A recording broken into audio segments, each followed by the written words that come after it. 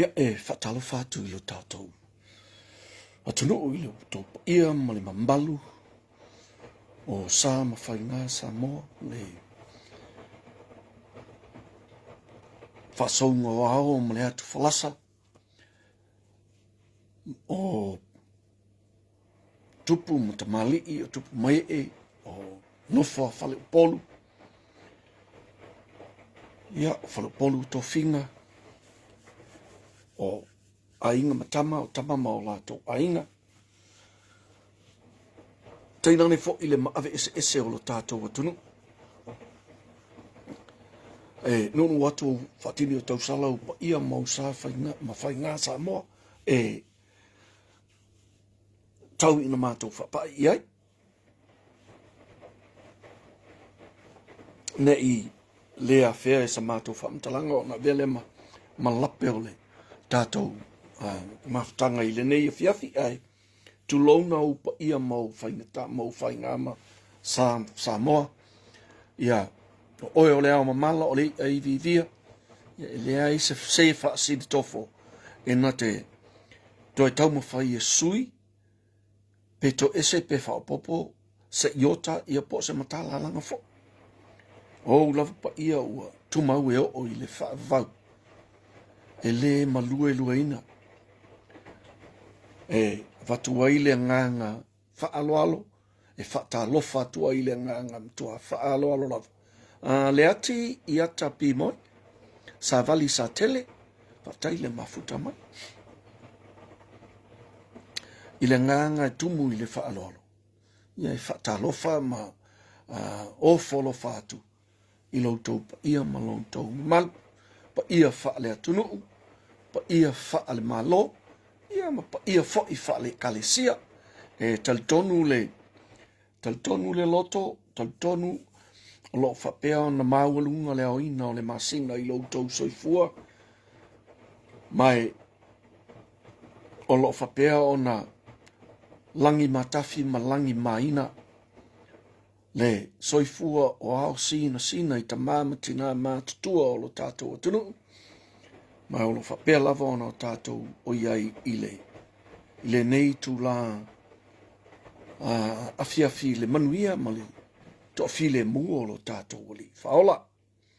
E moni whaiumu Samuelu whaftai le mafuta mai. Whatalo whatua ila I le ava ma le whaaloalo I loutou pa ia ma loutou malu. Tusa I o le tau a matalia o la tātou whasoa I le ne aso. Ia e ia tātou ma tā uputu ua. Sa tuu sa tātou tolopo ina mai ana po. I le fiafi ana manafi.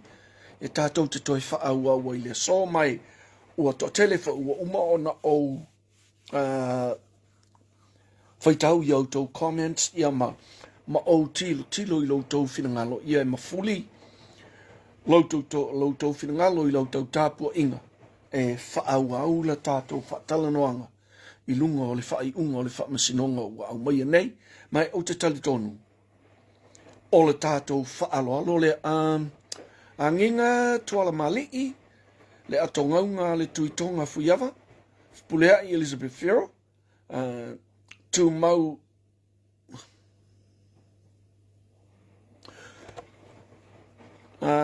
sorry.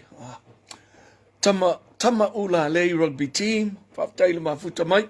Pulea Elizabeth Ferro. Whaftaitele le mafuta mai I la tātou whasoa. Whatoe taitu ave fui maono. Tili la vea. Whawhelo I atu I le nei tu la fiafi. E ia te ula le ava ma le whaaloalo. Au te langona. E le aisa uloto e whaia I la tātou matau. Ai ole sa taimi I ona o tātou a matalolea e so oa I la tātou whatalanoanga e pe ona tatia mai I le fiafi ana po. Ai, o te langona, o le a tātou tala noa e whaasolo ia se fulu lima ni pages ni tūlau e tātou te kawaina I le so. Solo James, Lucky Faleiva, Emeline Pese, Isaac Ola Faele, whateitele I loutou mafuta mai, sorry, pēr whau a misi atu nisi I lau wa ai. Ia ona o lea e mua hanga alu na nguku. pane loto po ia mo loto mal ai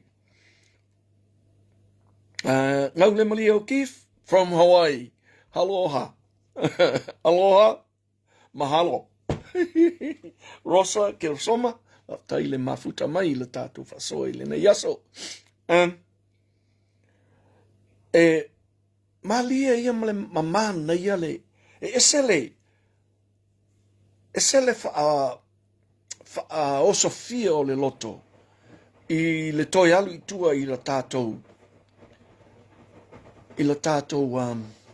fasoa ma o faita wai i o tau finangalo ma o tau wa o mai lunga o le tātou fasoa vine sau i loma ma lo le mafuta mai talo fai tau sala wolf lucky faleiva rosa ke soma fa tai lo tele lo tau mafuta mai la tātou fasoa mai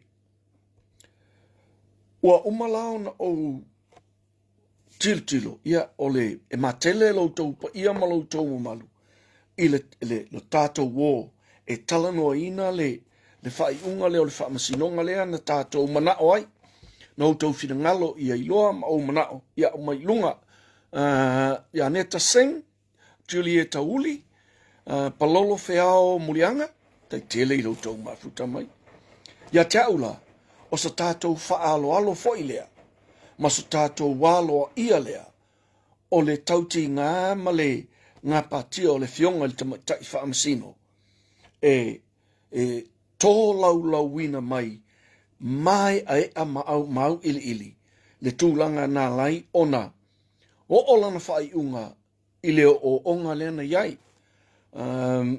luanga poa vine sau i lunga whaftai le mafuta mai so po le ala wala le umi o na tātou wa ili ina le whai unga lea o le tātou whaaloalo nei le fionga le tamatai whaamasino ia malona ma au malona milo sia na tau mawhai e tapena mai le nei whai unga tele mo tātou ma umi ma tele ona ai inga mai elelei fo ilo tātou au ili lok le manatu ina o whai tau i au tau whinangana elelei fo ilo tātou matua au ili e whaalau tele inai le si la fia o lo tātou atunu anga i atu la i mea ia le i maa ia le la atoe tafuli wa o le mea maninoa e tele maa ia o le atoe tafuli e anga i atu le sa i linga o le hit and run case le investigation o le hit and run mana tua ananafi e wha investigation si ana tātou talano ai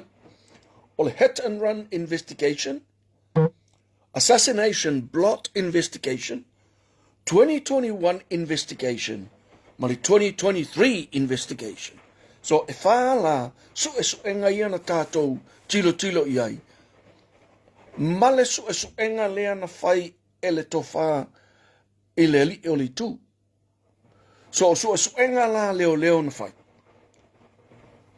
o le 21 mali 23 lea na lea ingi whailang mo kua fiu su ingi whailang ia male su enga lea sa whai e lio o le hit and run investigation male assassination plot investigation lea la iai le whaila la o le paula nga le suenga o lea e mautu lona whaila ai oisi suenga ia na whai leo lea tau whaafafonga i le teimi o le whaamasinonga e le ilopo wheme u whai iai ia whaamaumaunga lea no records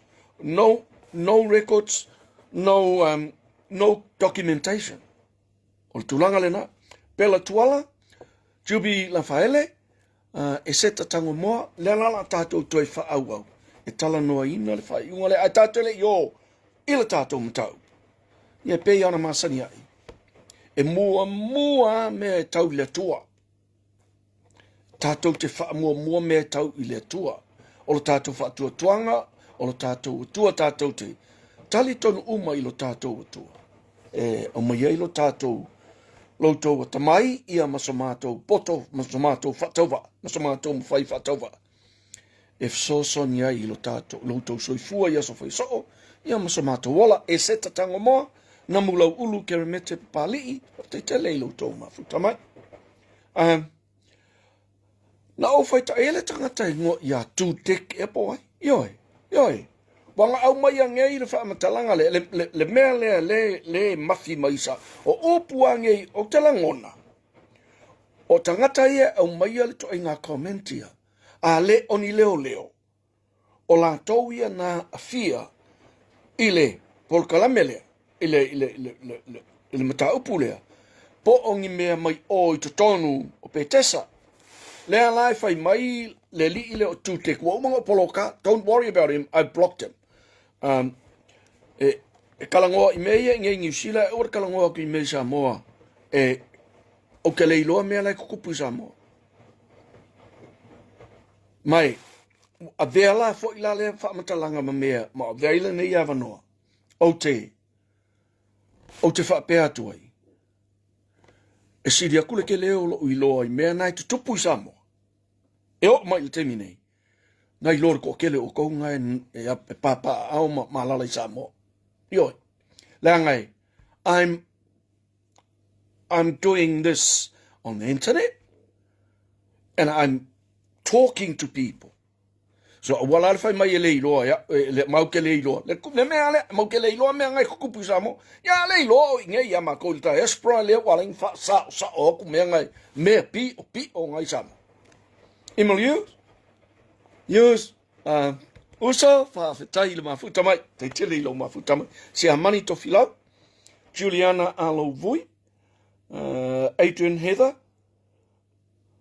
Kiana T Sami Maria le sina tava e fa te tele lo to mafuta mai la tato fa so mai ya taula e on mele ka e pe fo ye ka a ka fa ya ko le pola mo ku ku pe wo ka fa alo ye nga me le pola mo ku ku na ol mo le me sol fa ngua fo ngale la ya lulu ngale wala ko ulu i fo me nga ol ko nga me la nga ye ka ka le yo man comments yo Elaine V. Lips, whakataile mafuta mai. So, ole a o whaitawina atu la se whamalosi mai le fionga le tua e tātou te. Mawhau whatasi e nia whiawhia maua mai lea i le salamo e se fulu maliva. O lona whai upu mua sa ia o i le whai upu e wha. Se fulu maliva le salamo, whai upu mua sa ia o i le whai upu e wha. Whapela lona whaitawina. Ua tala mai e le langi le mamalu o le atua. Ua whaalia fo'i e le vani monimo le ngā luenga a ona a au. O lo o tau atu le upu e le tasi aso i le tasi aso. O lo o whaailoa fo'i e le poto o le tasi po i le tasi po. O lo o whaalia fo'i le poto o le tasi po i le tasi po.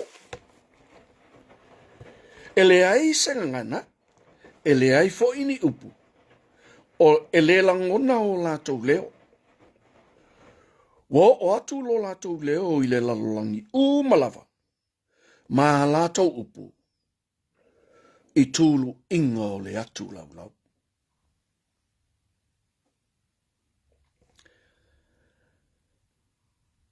Ele oni tangata soifua po ni tangata ola lea tala noa, iei fo i upu i e wha. Whafonga. O tala mai i le langi le mamalu o le atua. O whaalia fo i le vani monimo. Le ngā luenga mamana a ona a ao. O lo ta watu le upu e le tasi aso i le tasi aso. O lo o whaalia fo i le poto e le tasi po i le tasi po. E le ai serangana. E le ai fo i ni upu. E le langona fo i o lātou leo. Wo o atu lo lātou leo i le lalolangi umalava. Ma lātou upu i tūlu inga o le atu laulau. O lo tala noa foi upu i e wha. I ngā luenga mamana le atua i le natura. O le vani monimo. O le pō ma le au. O mea nei, o vaenga o le natura po o angelu nei alo tātou atua e whaalia ai lona matautia malona silisili ese. Po le ala vale ma e le poto le tangata. Whai leo ni ana Paul Kalami fo ingi fa pepe on vela mea I lungo computers I onga seki leo computers ma mea uma a mea lai koe saukai ao malisiaso e o tu po a tole vai aso mo kupuri fa la vela le repetition le fai o yese mea usioki yo o yese mea moana fa tele kalala sa tele Sharon Waine Elisala. So se mea fai le tangata soifua. E malepea. E fou. E ia tai mo lau fou e malepe. Sorry. Ma ngai ale o le fou. So se mea e fai e outou ao mo matou lima. Whao ngai na I le ata mai fo I le tua. Pira lem Sam. Alon ma puta mai uso. Le ua yelu.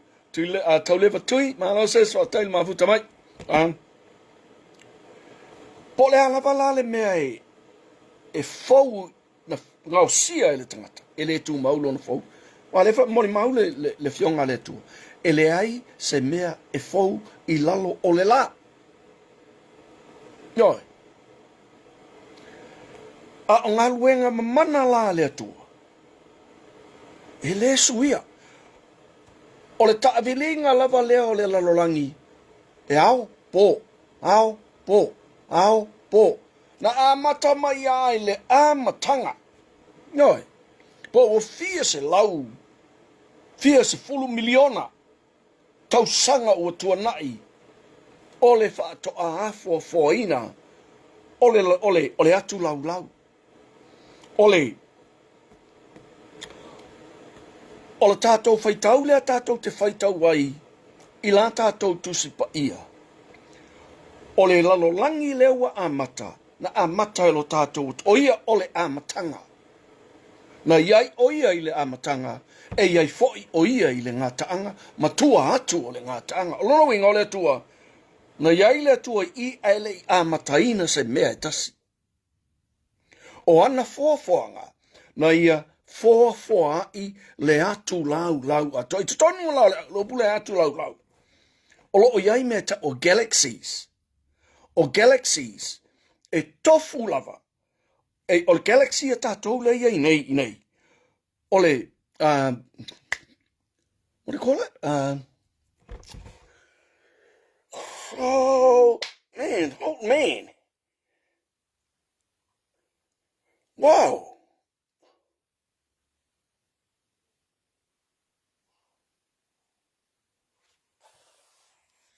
O le galaxy e tātou le iai nei. O lo o iai fetu, e pei o le la o le fetu, e tofu le fetu maona planeta. O le tātou fetu pi to lata mai la ia I tātou. O le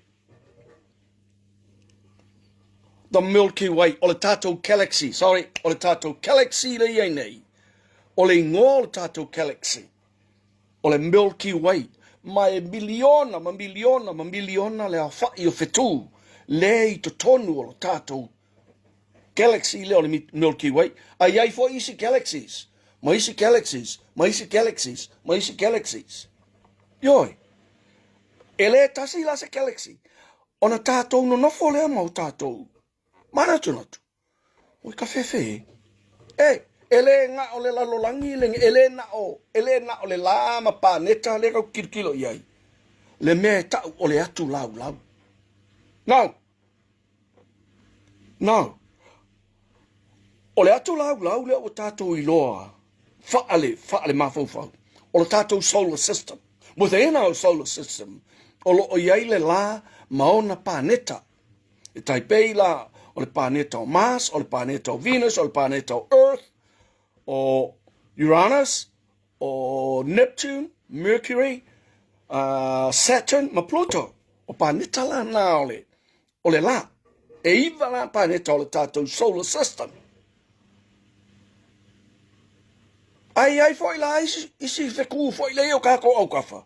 O le tātou galaxy. E ai foi fetuna ma o la tau foi solar systems. O ai la ngai loa. Po le ei mangisi lo langi o lai fe o la ingis kanga kai o isi foi solar systems.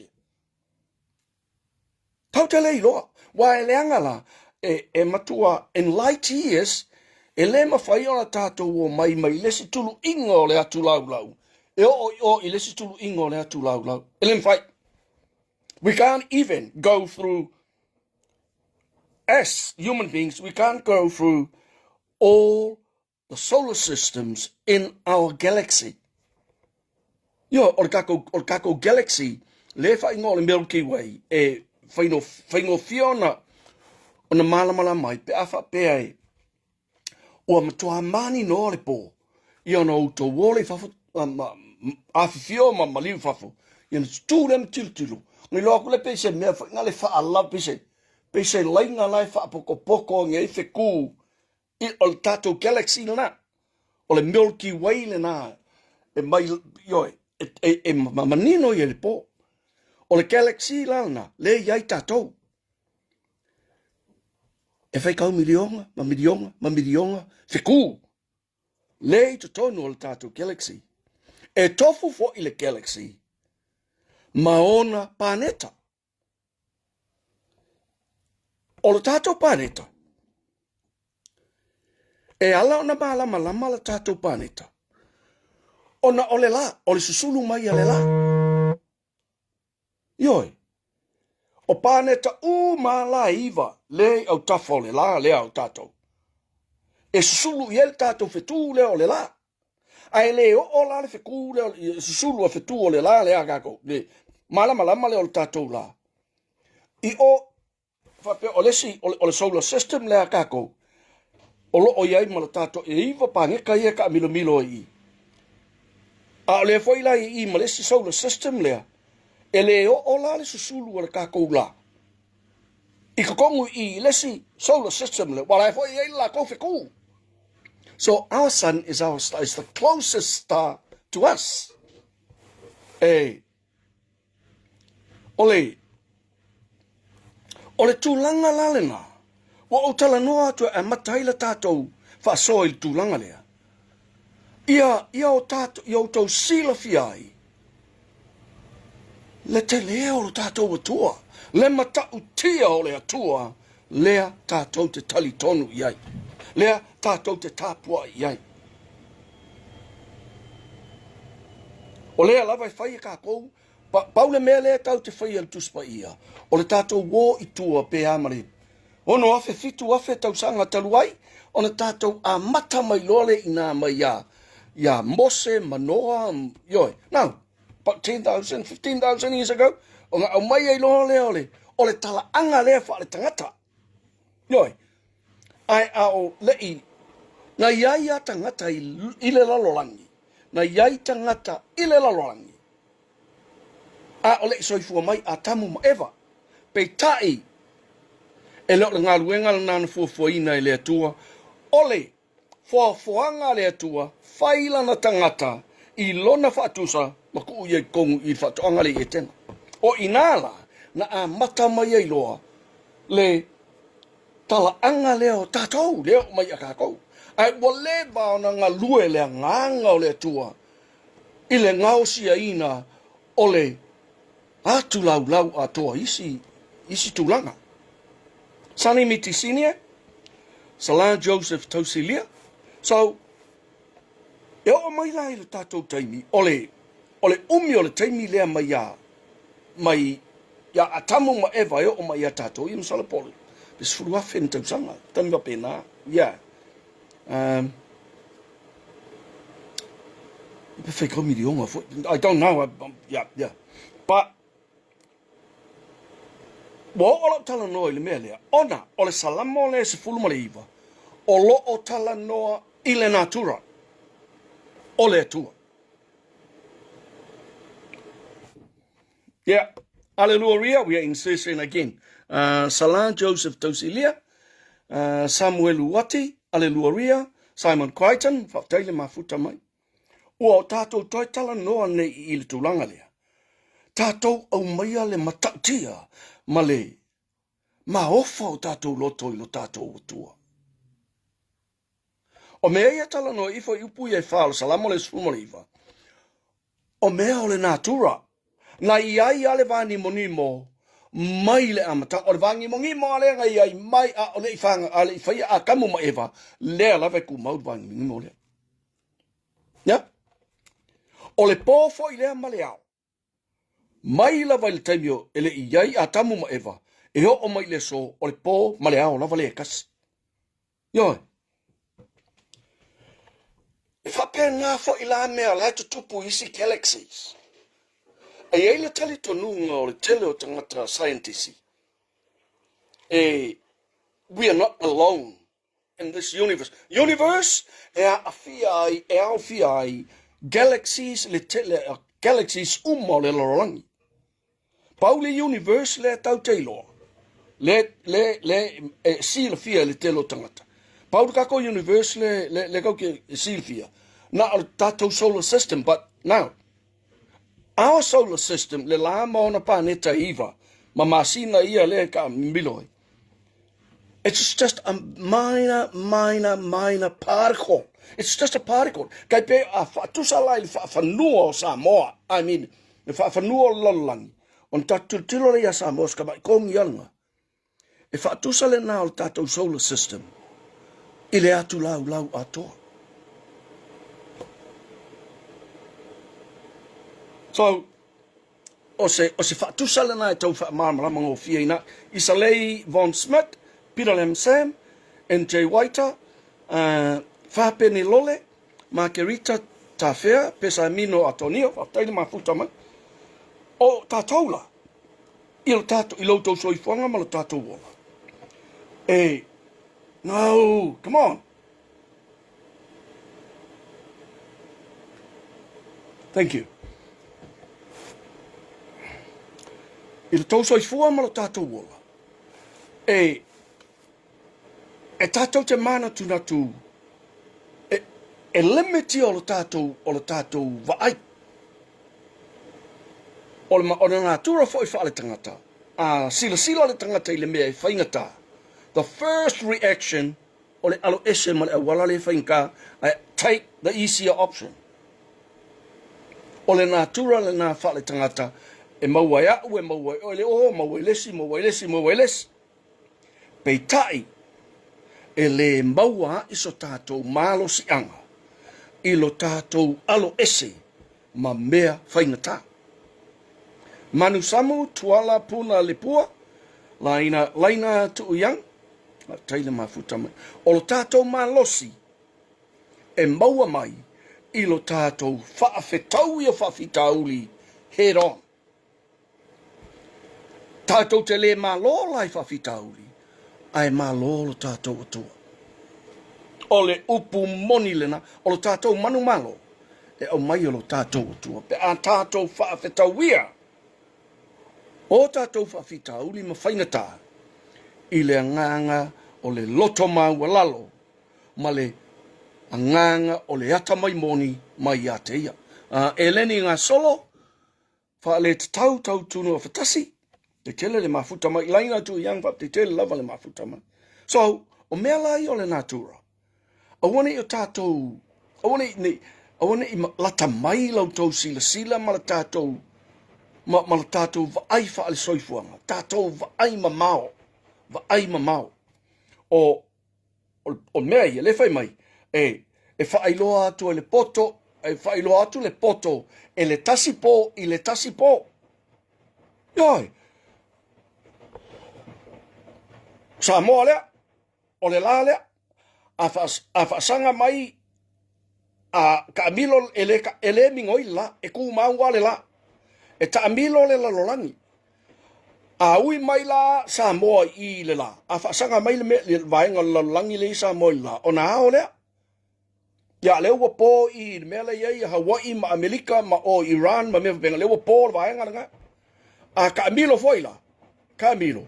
Yo ngo mai le la po kako. A le la wow ke i vaenga le. So o le tamilo sanga le na ale la lorangi on its own orbits around the sun. Mai o le tamilo sanga le tu sai. E fa tolu se lau ono se fulu ma le lima. Cycles ale la lorangi le ta o tatou o aso. 365 and a quarter day. E so oile ta ui mai piko le I fa pea lea o ngalu le fa pea o langi ko ka milo mai tasil ka mil sanga kasi laso ya alu fa pea ko ui mai lu aso alu fa pea ko ka milo ko fa sanga mai wa tolu aso on its own axis o lana ta milo sanga la around the sun ole ke fongi ole la o lana ta milo sanga around the sun daily 24 hours. Ara ka amilo ko ya ko sawa ya ko kauma I le amatanga le tausanga fou e tolu se lau ono se fulu ma le 5 aso and a quarter day. Le tamil sanga na la tatou la ilo al tatou la lolangi ilo tatou la. So whaingala nai so soani a ilo tatou atunu a whaie le fia whailo mai e tau ai tatou te tala noa a tonu e au ngā tātou tala noanga nei. E tātou te malama I lo tātou natura. O lo tātou natura la, pio no whai atu. E vai akule whai nkāle mea lea, alolo I la wala whai ngofia lea. That's the first response that we do. O le take the easy option. Ai lea se tātou mea e maua mai ai. I le alo I la wala whai ngofia. A tātou talia lu I tau ma whaingata. E tātou te leo na tātou, a e mua lo tātou atua I o tātou luma. E muli foi o ia I o tātou tua. Mana whaafeao I tātou, I o tātou sawai I whawhitau lia. O le mea nei o tātou manatua, lala lolo, AKF whale tau whawhitaile ma futa mai. So, o natura la langi, pe o le ilvani manimo, o le pōma leao, e tu mau e le suia. E tu mau e le seua. I mean e le suia. E sui uma mea e whai e tangata. Ma fau makuai, a e le tuai le natura le atua. E fau pea I taimi uma, maaso uma. E ola fsosoni, e tuna la ngai, nei taimi. Ai, nei tali ngā mai le tātou whasoa. Ai ole a tātou whasolo atuloa la I le tātou page lo no la tom whai. E whai ni tātou page se fulu 5 nei le so. Ia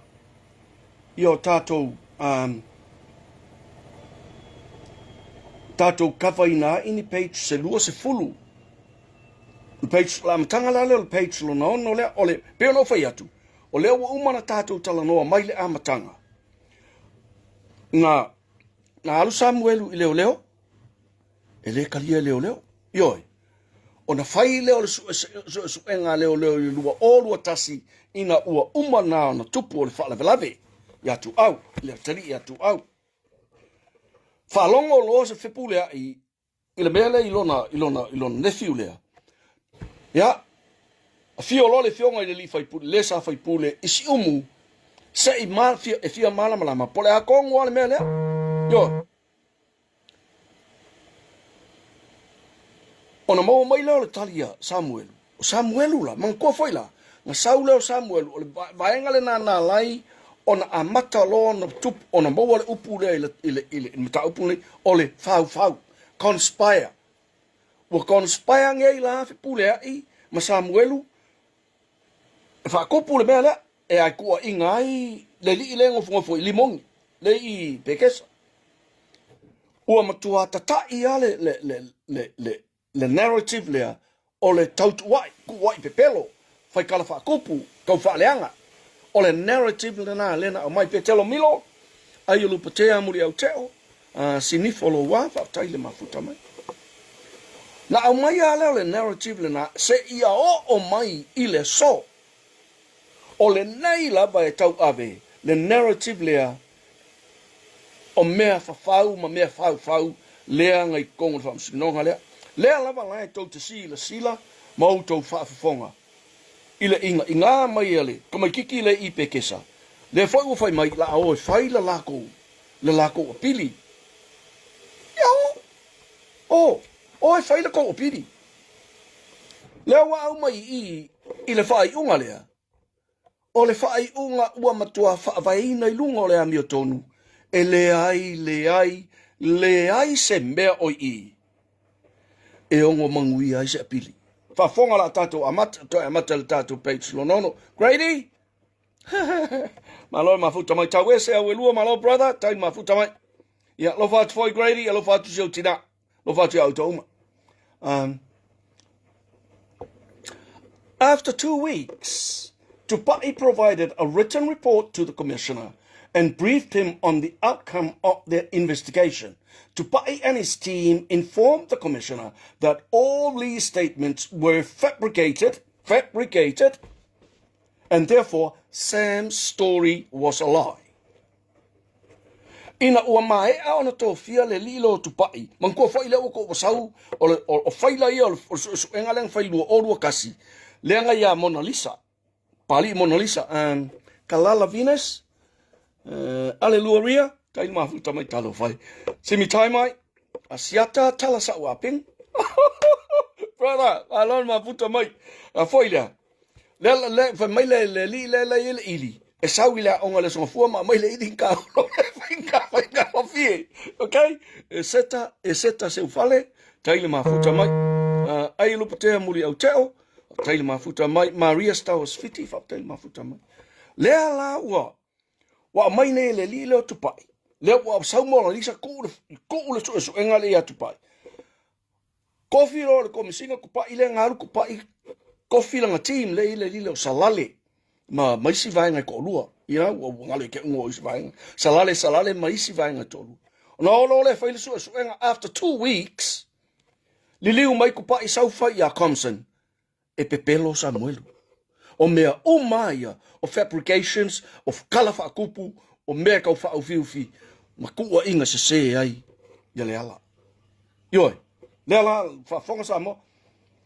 The commissioner gave Tupai and his team another week to conclude this investigation. At the end of the 3 weeks, a meeting was arranged with Lauli at his office at the Maoto Samoa. Na umalola vai aso ye lua lengo mai fai me pelo Samuel. Ko kulo ile si vai aso kasi. Ai ko yo mai, ole mea la vai kasi. Fai lole male fono male Lauli le mali toa. Ole fono la le na fai male Lauli le mali toa.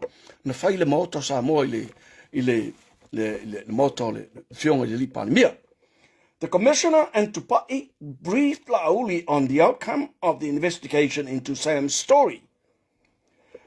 They advised Lauli that nothing in Sam's story was proven and that all 3 statements were false. Lauli expressed disappointment with the police's finding into Sam's story. Yoi, wa atu nei lai o ile Maoto Samoa, wa fai iai le komisinga ma kupai ma le team la kupai ngi su ea. E pe pelo uma kala i alka male Samuel. Pe pelo uma. Ele ai ni fa mauninga. Le alai fe mai nga makua le fia le finangalo o le fionga i le di pale mia. Pasawina Tanielu. Malasan, atain mafuta mai. MKN Nasalio, Paul Pete Pali, le tele le mafuta mai. Aleluia, tele le mafuta mai. So, immediately after the meeting, the commissioner instructed Tupai to inform Sam, Sivai, and Marie to leave Lynn's motel immediately. The commissioner and Tupai also decided not to lay any charges against Sam and Sivai. Na umalala fatala noanga le utele ile moto Samoa. A olai no for Sam Sivai o ile motel a lin fo ile yuto imtotua. Onga avelolo fa tonunga e o eselo mai na. O le umal su enga ile ise me o fa maungia. Ma aua le fo. Ele o afia ya Sam Sivai ise soli nga tula fono. Il taimi le la ko umal su enga le ole. O le lua o lua tolu. Nevo. Love you, son. Tai mafuta mai. Fafowina Tanielu fa tai mafuta mai. Aleluia. Tai mafuta mai. Mana tua foi. O le li ile okupai. Lenga fa whaingoa e le Casey, o le action man, o ia o le action man, a le komisinga, whafonga. On the 13th September, on the 13th of September 2023, Sam went online and retold his story on the tautaiae.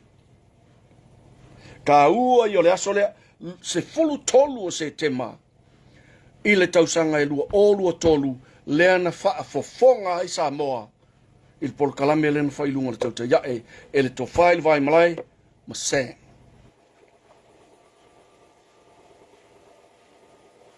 He also called Leala and the commissioner murderers and drug users and alleged that the police officers involved in the investigation into his story were all corrupt and that they all had disregarded his story. On the 6th of October 2023, Sam posted another online video in which he told his story and elaborated on the alleged assassination plot. Both videos went viral and all Samoans, local and abroad, had access to Sam's story. Yoi, mana tuala na uma lore whaatala noanga lea ale to whaelewa i Malai, ma Samuel. O le whaatala noanga la lea, lena whaapea mai ai, lenga sa wai Samuelu la lau le, yoi, la lau le whasio kangaka o le komisinga ma leala, yoi. Mana tua foi, o le whaatala noanga le, lena whaapea mai ai a, i Samuel, wala ku ngai marika, e laku i oe, bo fiu e whaakali la ngamakau, ale uko e laku i o, wale eisa mea, manko wela umanga cancel mai e tupa ile mata upu, a o ia o ngofo Sam malong ko rua iuka e whale o le motala len, ma whai e, wale eisa mea, wa uma, ale alawa ele ngofo i la Sam, langa o le e iloa e Samuel, e pipelo le mele u whai, yoi, lea lana lai lona, sau Samuelu i lunga o le tautaiae, pa fonga sa mo i malama, ua mae asu enga o le 21 ma le 23. 2021 investigation, lea na tai ai, papali i Mona Lisa, malana ia 14. E le aisa mea maua inga, ai manatua. I le lua o lua tasi, o lea na iai le telefoni a Samuelu. Na iai le telefoni a Samuelu. O ainga ave ele telefoni, nga ave ia Yeremia. O ainga ku ia Yeremia le telefoni, fui a vailini. Nga ave ia iken gael telefoni ia. Lea lena, ele o fia ai Samuelu le unga le o fai tupa imala na au soe. Oso mai loa leo Samuelu ilunga o le tautaiae, ma toi faa matala a tola na tala wawana iloa. Ele o koe kea leo, su ele ngelea, ua makua kongia leo i la pisi le faa mtalanga. Ana le saula Samuelu ilunga o le tautaiae. Ele susu vai o leo, ma koe langa loa koe kamufaisa mea, e mori ai Samuelu. Yoi, o fai lo lako, lo ngako whakau wale mea mana tua foi ina o uma na sau Samuelu i lunga mailana whaamtalanga. E kasi e perua aso, ai ngonga fole o leo mai lunga le foi le history, le criminal history o Samuelu i lunga le lorangi, i lunga le social media. Man tua le melana. Unga whai lai leo, le mau mai i la le whamauninga lea. Na ala lao na whai e leo, le mea lea.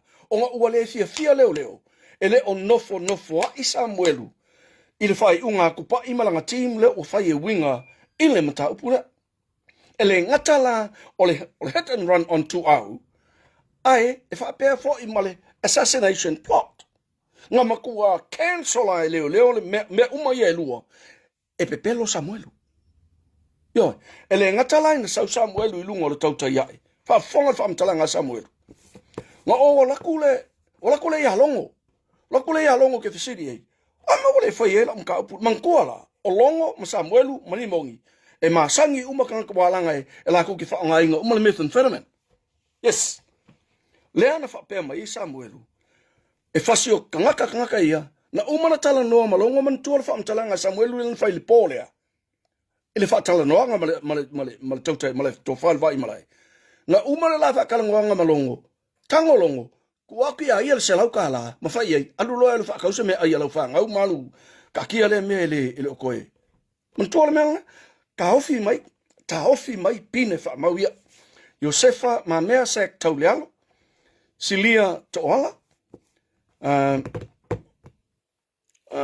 tunu mafono ma Maraoti, Rosita Stanfield, whaftaitele, says, alo fai siki, ya, whamalone mafuta mai, o Rosita mantua foi, o le mawhina ia Rosita lo mafuta mai Peritania. Lea lai whapea mai. O solole o Samuel Ilunga le tautai ai. A mai lana whaamtalanga. Ele pe lua po e vai, ai koe alu, ole channel lavanga mua au mai e whaamtalanga le Samuel. Ole fionga ia fonti, Australia, mantua, sa au mai e ele i matua hamana ia tele tangata, peitai ino wasaula Sam Ilunga le tautai ai. O inala, nga makua liliu, se yuli au tanga vaia,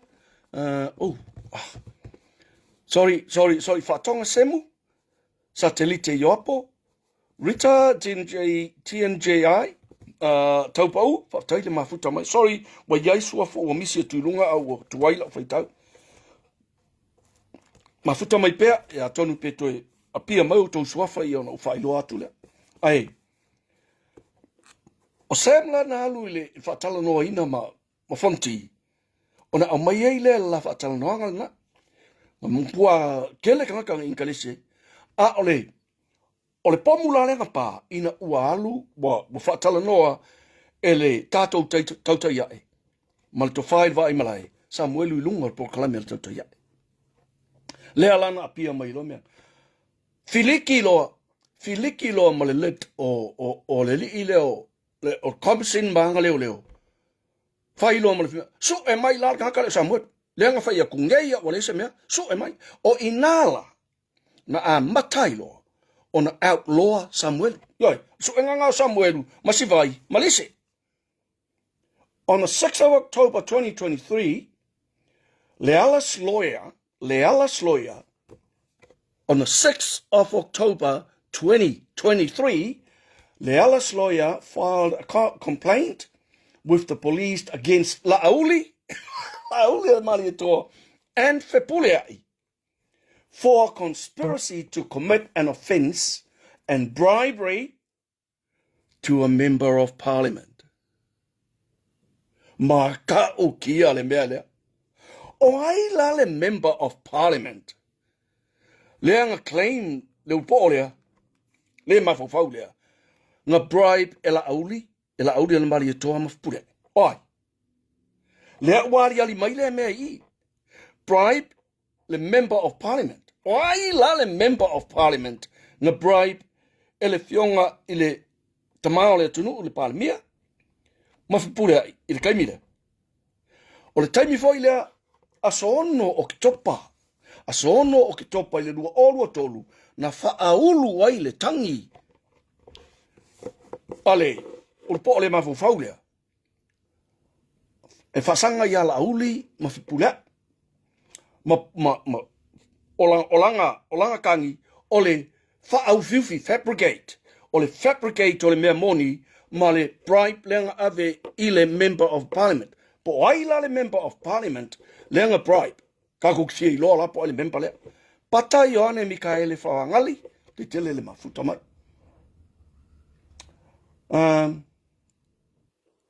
The police proceeded with the investigation immediately into the online videos of Sam's story. The 2023 investigation team was expanded to include 2 more members, Corporal Malaimi and Tony Tevanga. Lekanga ka pepelo lea o Tony Tevanga. I will be referring to this investigation as the 2024 police investigation. Lea la wa tolu wa iloi I. So nga leo 2021 lenga kai e mongalisa. 2023 inga wapasi mai faila I akupai. Mali 2024 lea le lava lai ka ku pai ale o fa popo tu ele se o ri e ko lua o malai imi ia malai kanga ka pelo le o toni te fanga le ngau ye long ko lua bank le ngau long ko lua bank I just think that's a fact that we need to know and remember. O le ngoi makaukia mi dionga mongkupu le ngoi le ko lua te toni te fanga mai le bank. So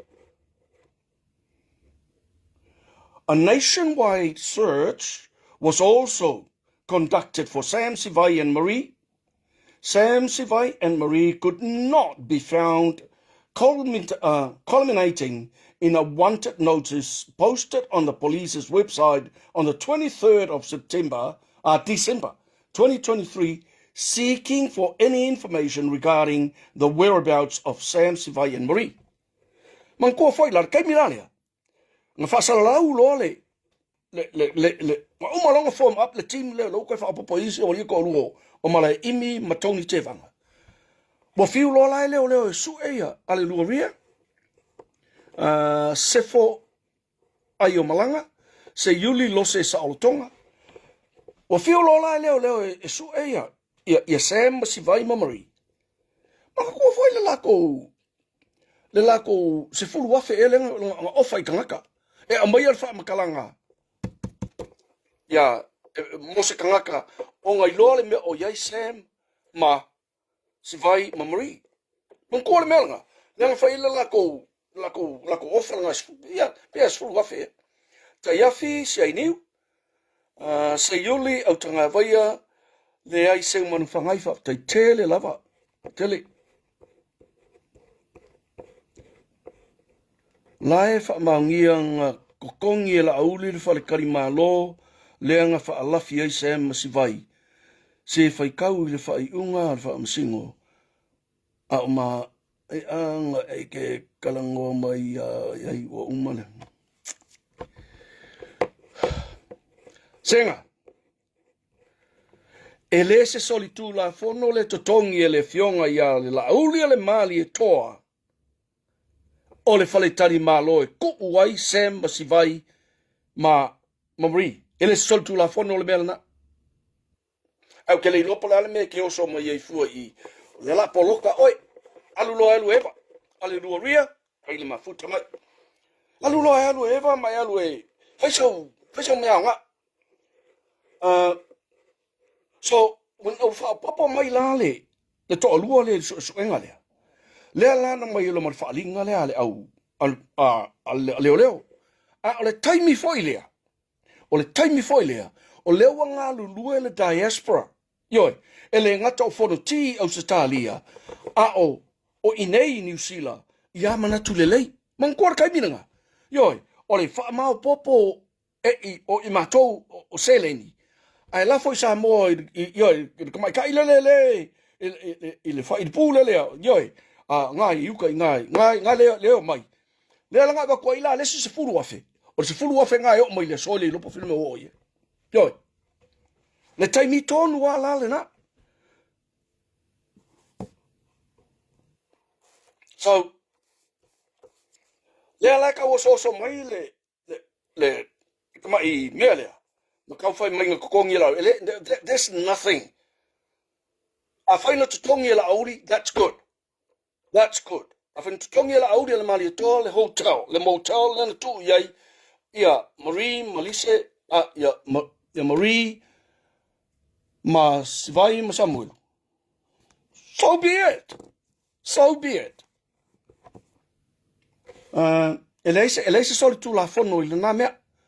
Hello, e faise mea ngā ko ainga. Rita fai malo, pira asia, ai lupa tea muri au teo.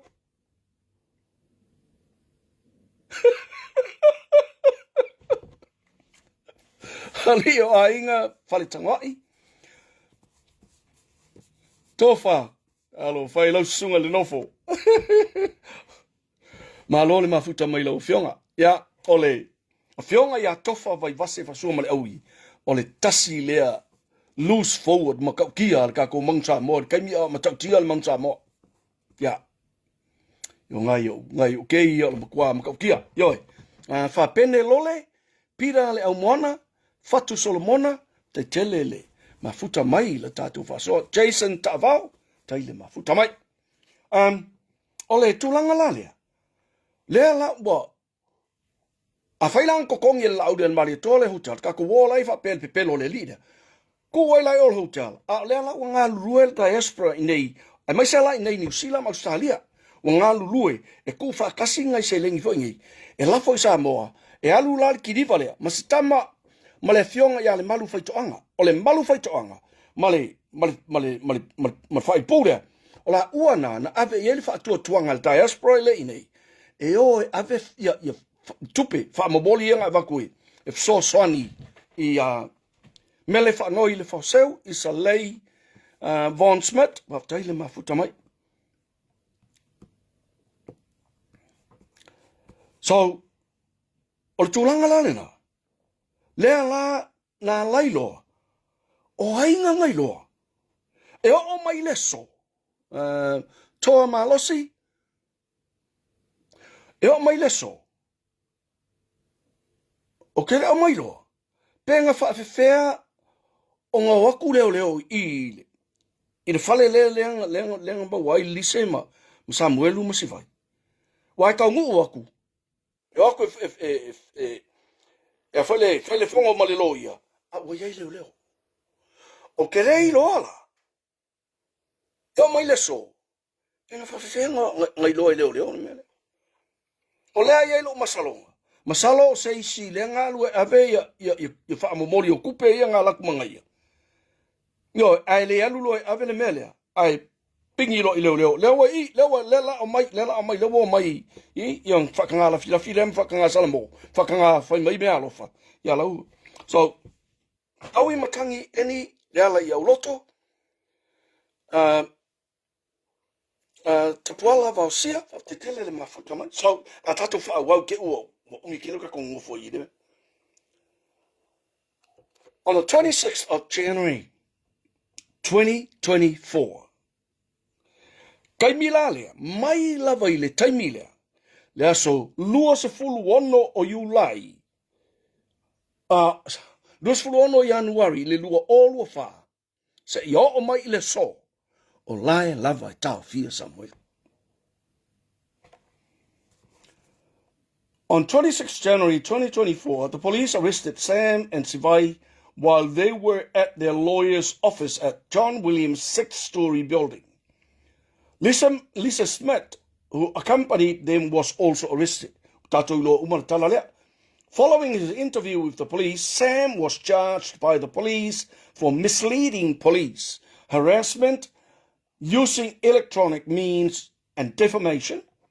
He remains in custody since his arrest. Pelano whaiatu. Taimi lava le nai o mai le so, o lae lava i kokongo le poka o fies i le usa ya Sam. Mai, mkaukia ia mea, whapea. Sivai was also charged with misleading police and for accessory after the fact for harboring Sam. Na molia laia Sivai, ona ole whaalafia Samuel, harboring. Whapena fo ila malise, nga molia fo ilise, o ngā ole whaalafia Samuel, ana molia Samuelu, o ngā uwhai mai leo, o ngā pepelo ma meo kau whaaleanga, ma tifeim leo, i anga whaasalaunga i o whai. Wholo ma ia Samoa, ua lua su anga leo, lua olua, leo kolu i, lua olua wha, lua olua tasi, o Mona Lisa, malangkengi, lua olua tolu, o kupai, malangkengi, lua olua wha, koe wha popo maisi, kanga kai ko lua, i le kengi lea a kupai. So elo ma Samuelu, lea lau mo mai Samuelu lea so lua flu ono i Januari, ile lua olua wha, ma kuwa i alpoka fia o mai le so. A fasiaki sa mo ulungia, a fasiaki, tu iopu, whatai le mafuta mai le tātou whasoa. So,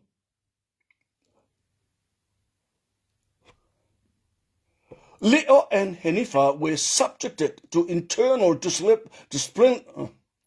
disciplinary actions by the police in September 2023. A ole I. Toi fo ia tuanga I tua, ole o se tema i le lua o lua tolu. Lea na whai le tribunal. Yoi, mana tua foi, le tribunal lea, ngā longa whai, ona suenga lea na whai ele to wha ia la vea, ma Henifa, ma Tomasi and Henifa helped Leo. E whai tu suenga lea. Ole suenga la na lea whai ngoa le fionga te matai whamasino. Ole hit and run investigation, male plot of assassination. O suenga ia lua, mka upu e lua, lengso le to wha ia la vea, ma Henifa. Yoi. Lea la wa ave lola le wa mai kong tribunal lea Leo's service was subsequently terminated following the police tribunal hearing. Le pisa ya isi nguku le malama ia me ka o tribunal ma le me ka o court case. The following month, Fipulei was charged by the police for conspiracy. Conspiracy charges with Sam and Sivai and individual charges of perverting the course of justice. E matau tia le mea lea. Samoa, whafonga mai. Lea la ua. Ua whaangata le au nanga to whae le li o li tū. Ia la vea. Ua whaangata fo i ma le au nanga Henifa. Sulu one, pasauina tai at sefu.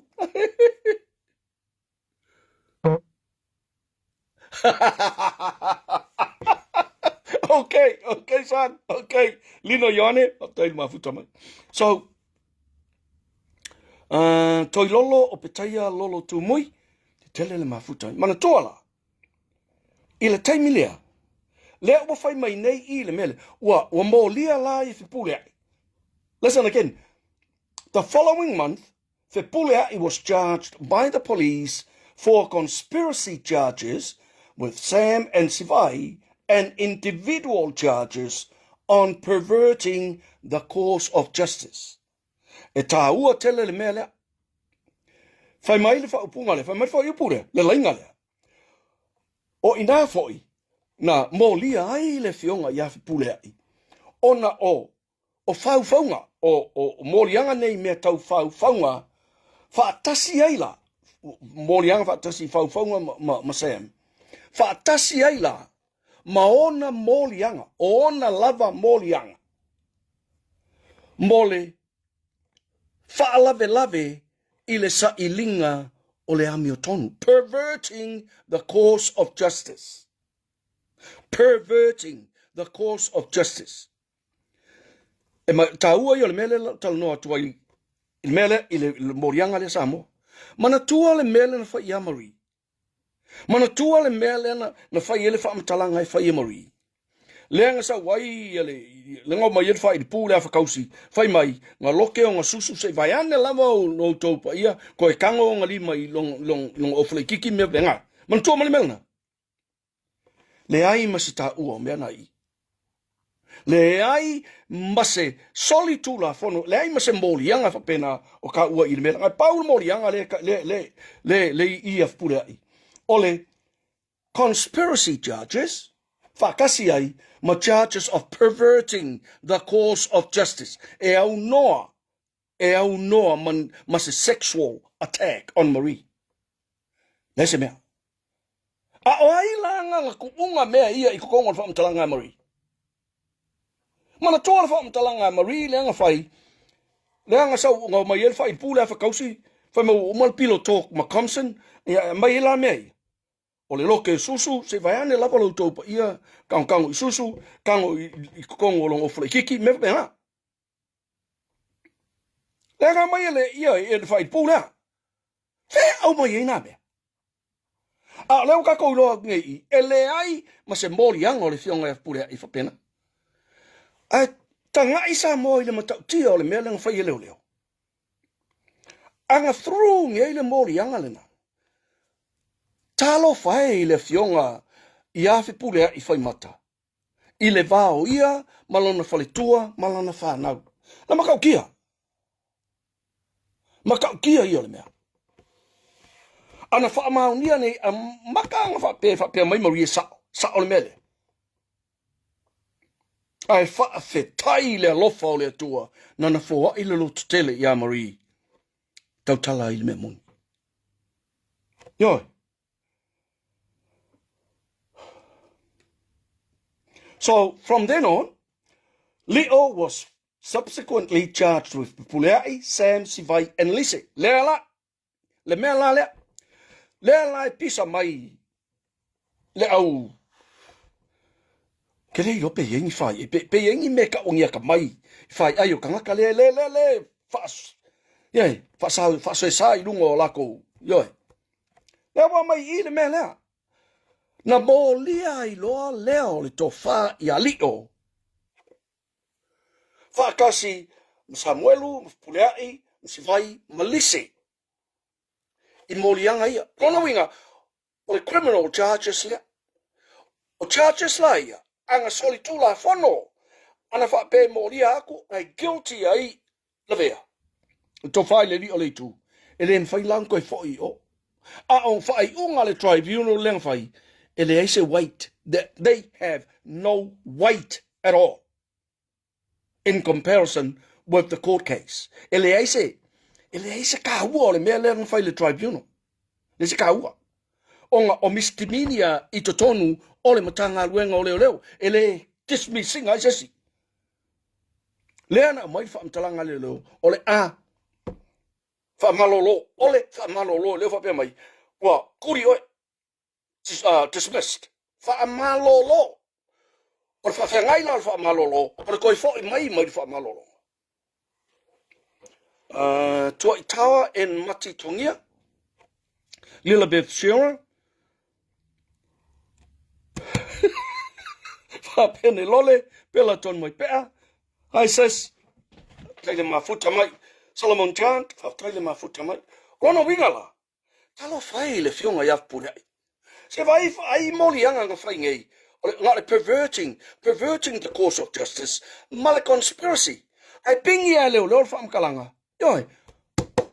Pingi ai mala sexual assault. It is sexual assault. Ana fa mania la menga. Yo mai le sola ai. E fa le pui umalako. Se vai ma kau ki o le mea leo le fai. O te fia fai loa tu le mea le tau te fia tu ina I lo tau fina ngalo ma lo tau sila fia Samoa. Le matau tia o le mea whanue o iai. Pe anga wha maungia le tūlanga lea I le moli yanga o le fionga ia pule. Ana wha maungia I lise le moli mau pe pelo leo le anga kusi e ngake au maia I le taimi o le whamsinonga. E kau kele o kalangoa la I le whamsinonga le unga whamsinonga I le tūlanga le waiene.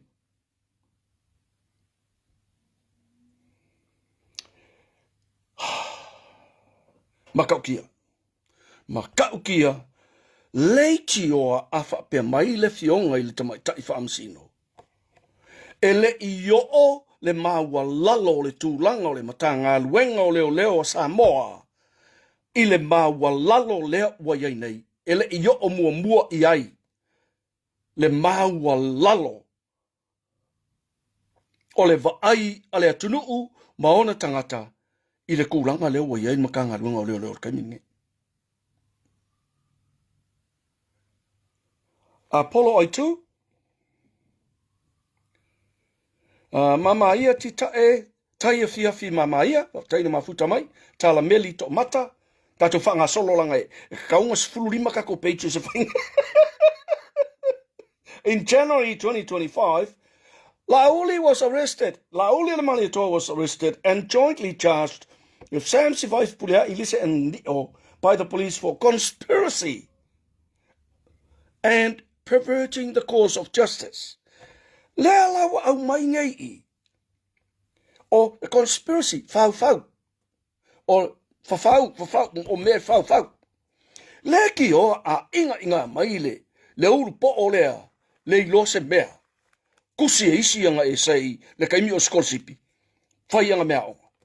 Lea ki o a avau mai. Ianga mea, o conspiracy. Nga ole o mai isi Samuelu, po fe mea nga mai nga Samuelu. Leki o a inga. Yoi, a lele mai, leso ole lua olu lima. Lele tatou, no tau whaafafonga, mau tau sila iai, i le mea na whai e fia mei, i le fionga i le laule na maritoa. La tatou whanga solo final charges, Samuelu Leau has been charged with 16 charges of fabricated evidence, se fulu wono mori mau o le whaaufi o le memoni. He is also charged with 16 charges of misleading of police as an alternative. Se fulu wono foi charges o le tai se ina o leo mai le memoni. Tai se ina leo i le whaasalave e o lako suenga. So le ka sole. These charges are premised on paragraph 3 to 18 of this original statement. 4th April 2023. 27 counts of making a defamatory statement. Se fulu ono charges o le fabrication, se fulu ono charges o le misleading, lua se fulu fitu charges o le taufaleanga defamatory, se fulu lua charges o le e mafua mai le mele sa o ilunga o le tauta ya e ma o i le turisi samo, a turisi, fonti turisi, 6 October 2023, and 15 charges stem from his interview on Tauta Yae. Oh, no. So, charges la se full maludua. Mela yana mai o le turisi, TV, fonti turisi. Ai, se full male lima charges na mapuna mai i le interview le na fai male Tauta Yae. Fa long fa fonga. Se full ono charges, todos fululua, todos fululua, limas fuluiva, fetus fulutasi, face charges, fetus fulutasi, valus fuluono charges, Samuel, il me ako. 16 charges, 16 counts of harassment using electronic means, if not proven in the alternative, 13 counts of insulting words, 11 charges premise on his video posted on Tola Washburn Facebook page on 6 October 2023, and 5 charges on Tauta Yae program on 13 September 2023. Oh, lalai, fia o. Tolulua, come on. Tolulua, limas fluiva, fitus fulima, ivas valus fulvalu, ivas fulu. Wow, se lau malatasi morianga. Se lau malatolu, 2 charges of attempting to pervert the course of justice, 2 charges, joint charges of conspiring with Sivai, Puleai, Lise, Leo, and Lauli to attempt to defeat or pervert the course of justice. Ola ngi morianga sole. Ola ngi morianga. Ale mea lau te fia au mai lo tātou atu. Se lauman tupu morianga o Samuelu.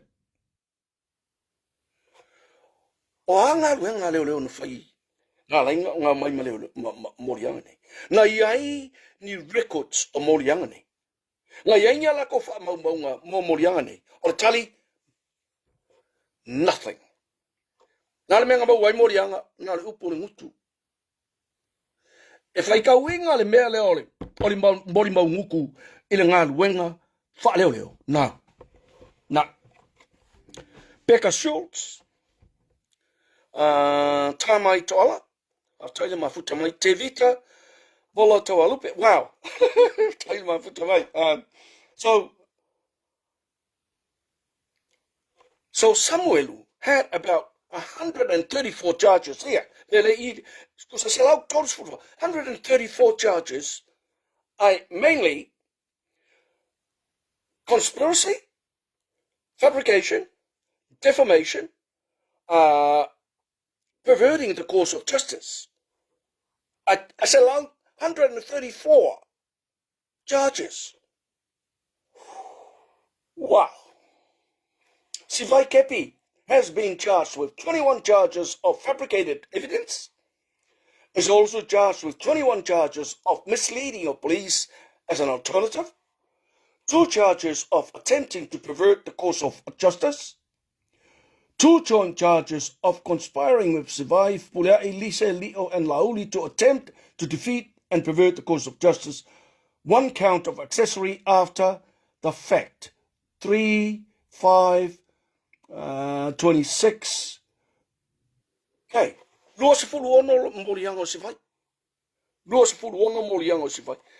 Ai, mea ngei o le kau whaaleanga, o le whau, o le whau fiufi. Mea o mai, ei, a leo o mori e whaatasi ai. Ma, leo, o le mea o ke aka i le mea lea. E le i ai li o ni kau pulenga pangi whaau fiufi mangia. A leo o mori ai li o i le perverting the cause of justice, mori ali o le fabrication, mori ali o le conspiracy. Ai paule mea li o le whai, o le conduct the investigation on the hit and run and the plot to assassinate.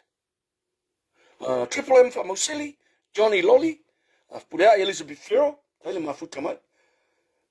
Oh, Lisa was charged with 3 counts of accessory after the fact, 2 charges of conspiring with Samuelu, Sivai Pudea Ilio and Lauli to pervert the course of justice, and 1 charge for breach of her bail conditions. Kasi lani me faulia, o Lisa la. E tolu ona molianga. Morianga i whau, morianga i whau fiufi, a lea la me ema i, o lesi la morianga, o le soli o na tu o aia inga o lona peo. Okay, Leo was charged with 2 counts of conspiring with Sam, Sivai, Pulea, Elise, Leo, and Lauli to pervert the course of justice. O le su enga la lena whaia Leo, le investigation lena whaia Leo. Lea wali leo, li liu o le conspiration. Or conspiracy. See? Wali ang mai le investigation. Ai liliwa pa liliwa leo. Or conspiracy. O faunga. Ma le au fiufi. Fabrication.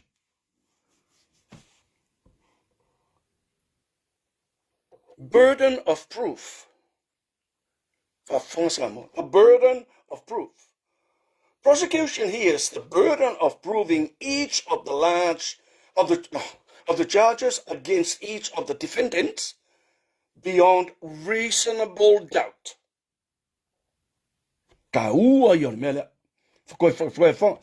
Prosecution bears the burden of proving each of the charges against each of the defendants beyond reasonable doubts. O le prosecution po le tua leo. O la lātou matawhai oi. Ia whaamau nia soli tū la whono uma ia lea ua lākou whaamalaua i le to ono lea. Whaamalaua ina ia whaamau nia soli tū la whono e au noa ma se mā salo salonga beyond a reasonable doubt. Samoa?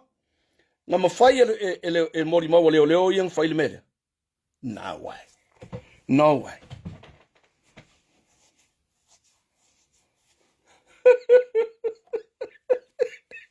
Hallelujah. Absolutely, sis. Absolutely. Kalala Grace Schuster. Na mawhai ele prosecution.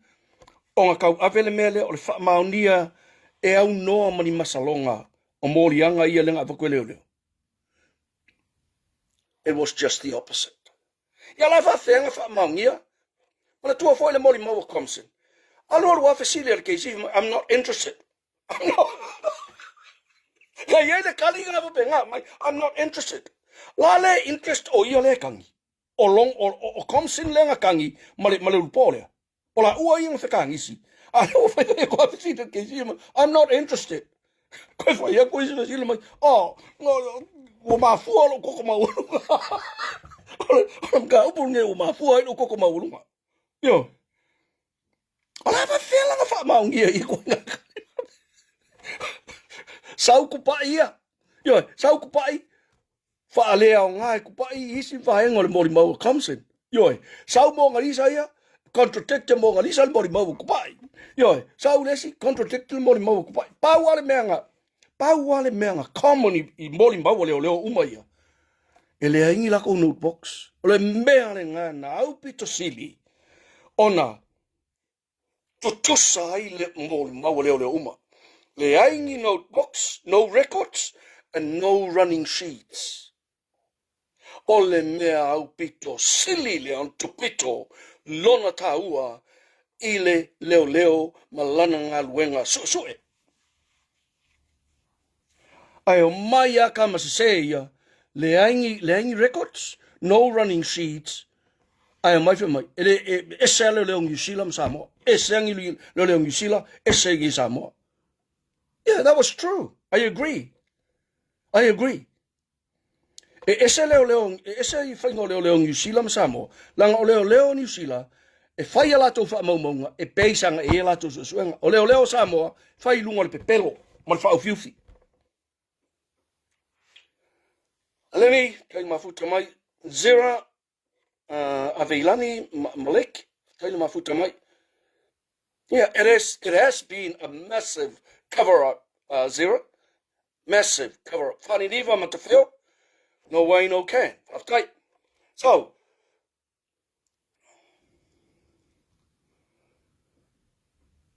tahua le mea lama Supreme Court. The Supreme Court of Samoa and Siomia versus Police 1970-79 explained the rationale of his. The presumption of innocence in favor of an accused referred to in Article 9, Section 3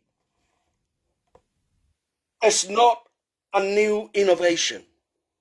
The presumption of innocence in favor of an accused referred to in Article 9, Section 3, supra, is not a new innovation. Elese mea fau, le whaonga ina o mori maunga ia leo.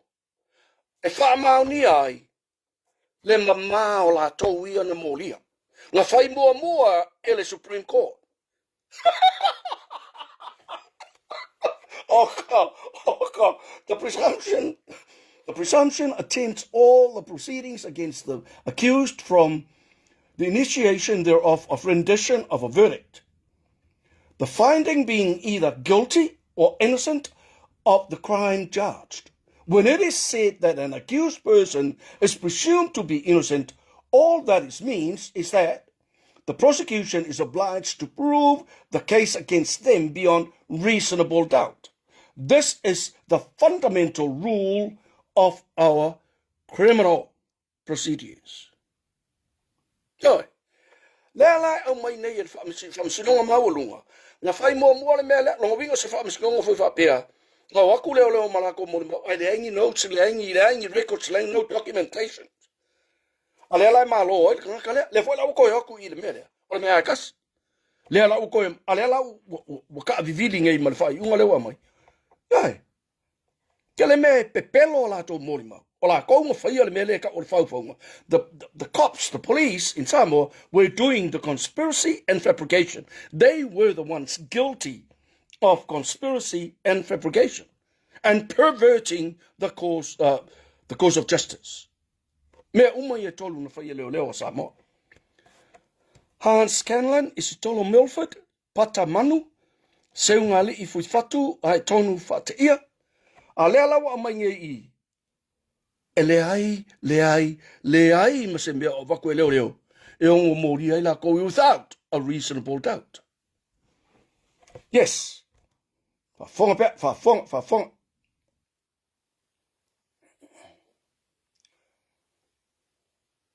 Police Mrs. Vui, 1983. Summary of the evidence. I have divided the evidence into 4 broad headings. 2021 investigation, 2023 investigation, 2024 investigation, harboring and accommodating of Sam, Sivai, and Marie. So those are the 4 2021 investigation. Prosecution called Deputy Commissioner Pali Imonalisketi, Sergeant Malo Osa, Constable Tawalapini Faleula, Sergeant Robetti Otto, Constable Jordan Saleh, and Sergeant Sue Mikaele. Corporal Jeremiah's evidence is twofold. He speaks first on which he worked at the Faleata outpost on the night when Tu'au was killed. The second part of his evidence was when he lived in American Samoa, and he said Fipulea he visited him. I have included the first part of his evidence under the 2021 investigation and the second part of his evidence under the 2024 investigation. Lea lai, lea lau a mai lo i maringoa rea, Yeremia, yoi. Sau lo leo le li lea, le whailanga moni mau. Ngā rua kua Fipulea i kukui la, e su e kuia i maka upulea. A ole alu la Fipulea i tutui la. No tātou atunu, ele i alu Fipulea i e su e. Onga o se leo leo le li i leo o Yeremia. Nā malanga Fipulea i kukui la, onga o le li i leo Yeremia, o longa kasan. Ngā alu e fesili i ai, po le asa na wha matalanga, i le maka upule i a Samuelu. Ngā le mea ngā whai e Yeremia. Ele i o ia Fipulea i malewa lele ka funga koe sa ungi langa fo i mai upolu. Ai, wa vili mai Yeremia i a Comson, o leanga sau i ngai Fipulea i kamu whai i whaase sela o moni mau. Te vai, mea le lang whai le li lo Yeremia, ma sau ka wa ngau au. E sui la o moni mau. Mea ngā lang whai Yeremia wala mea umana len tatou lo. Ale me tūni haifi, malu a inga makelani. Okay. Regarding Tu'au's Maltino's case, it was the police officers at the Faleata outpost who responded to the call on the night Tu'au was hit by the vehicle. The police from the Faleata outpost were on site of the hit and run at Vaitele, but when Tu'au passed away that early morning, the file was transferred to the traffic division in Apia. It was the traffic division team who visited the hospital and took over the investigation under Sergeant Robetti Otto and his team. History leo le mea. O le outpost le i whaleaka. Lea ngā whaingalunga le lilo o Yeremia. O la tauna na iei taimi mua whtaala vea le tali i a Tu'au. Ai ina ua maliu la Tu'au. Na watu ai loa leo whaila ia le penga yengi whaila pele ai. A le wha upu mai lako, a ve loreo whaila i le main office a pia. Kai ka ila e le li i leo Sergeant Otto e boy. Yeah, Sergeant Robetti Otto. O la koulanga nga pasi i ai. Le, ia whaila ia le ngai o i Faleata le outpost of Faleata. Following the report on the hit and run incident, there were a lot of information on social media implicating members of parliament. As a result, a special investigation team from Traffic Division was appointed and led by Inspector Junior Valotu. He was assisted by Sergeant Sue Mikaele and others. I will be referring to this team as the 2021 investigation team. They gathered all the information and looked at the photograph taken at the hospital. They interviewed all the families that lived near the site along the street where Tu'au was killed, including all the mechanic shops near the site. Near the end of 2021, a team of pathologists from China, le mea piko sili leanga makaukia. A team of pathologists from China. Ngā waku sa mo. Mana tua iei fo ilale si team. Ngā waku ile rua orua kasi alea. Le team le ngā waku abe o le Tracy. E so loia uma ese i le information sai o le Tracy. Au ila. O le team le ngā waku o pathologists. Ngā waku o kirikilo yaku au. Ngā iengi wha maumaunga kuskusia a sainga ngei. Whai mai leo i le iengi wha maumaunga kuskusia. Ai ngā upore ngoku. Ngā upore ngoku. O whea o iengi professionals. ole upu leo o te fia. So le ese le va lea. E ese le va lea o leo ngi. O le afa whiwhianga ko whai mai. E le I ai ni wha mau ngā pathologists ia.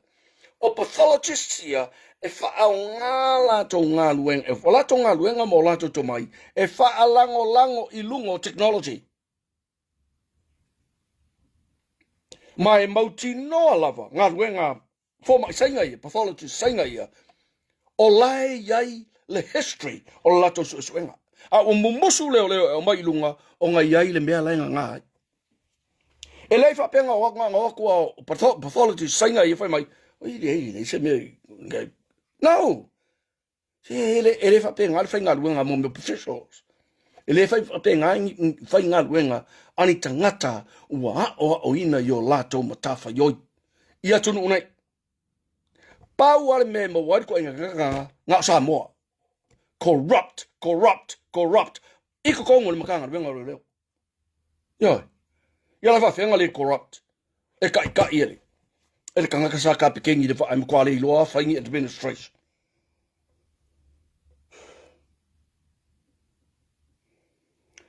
Near the end of 2021, a team of pathologists from China arrived to conduct outstanding post-mortems on deceased and outstanding cases. He requested a report from the team of pathologists on the type of vehicle that could have caused to house injuries. The team, after examining the photographs of two house injuries and conducting a site visit, indicated that the vehicle that caused two house injuries is a low vehicle. La me o maka ua le mele. Tela o iai le whaamaunga a pathologist ia. Whai ono whai atu. O tangata nei, e ngā lulua I lunga o meo technology ma le whainga wha professor la tonga luenga. E iai le trail o le suenga. A le ala wa sau ngei ia. Le mongorisi ma, ia. Ma mai ang whaamkaranga ia. Wai mai ngā huku a kuare whai unga saina ina whai. So le ka whewhe e so le. The Pāli'i confirmed that the two parliamentarians, Honourable Leala Ilipule Rimoni Ayafi and Honourable Toilupe Onesemo, were suspects. They were both cleared by 2021 investigation team at the completion of the investigation. Pāli'i was not directly involved in the investigation, but she reviewed the file and had regular consultations with Va'alotu throughout the 2021 investigation. Yoi. Therefore, la ka ua ilo I momolia ia suife pule tōlua. O le ulpo ole le maramoraha I pekesa. Ia male fionga ia Toilupe. Ele I whamauria. Ngā pia ale ngō Toilupe. Avese, ele I ai Toilupe I le vicinity le. Le halalala na ele toita ua le sofa. O le fionga I sui pāne mia ia Toilupe I mele. Ana malia ti leo pepe, tili la vea. Tai le mafuta mai.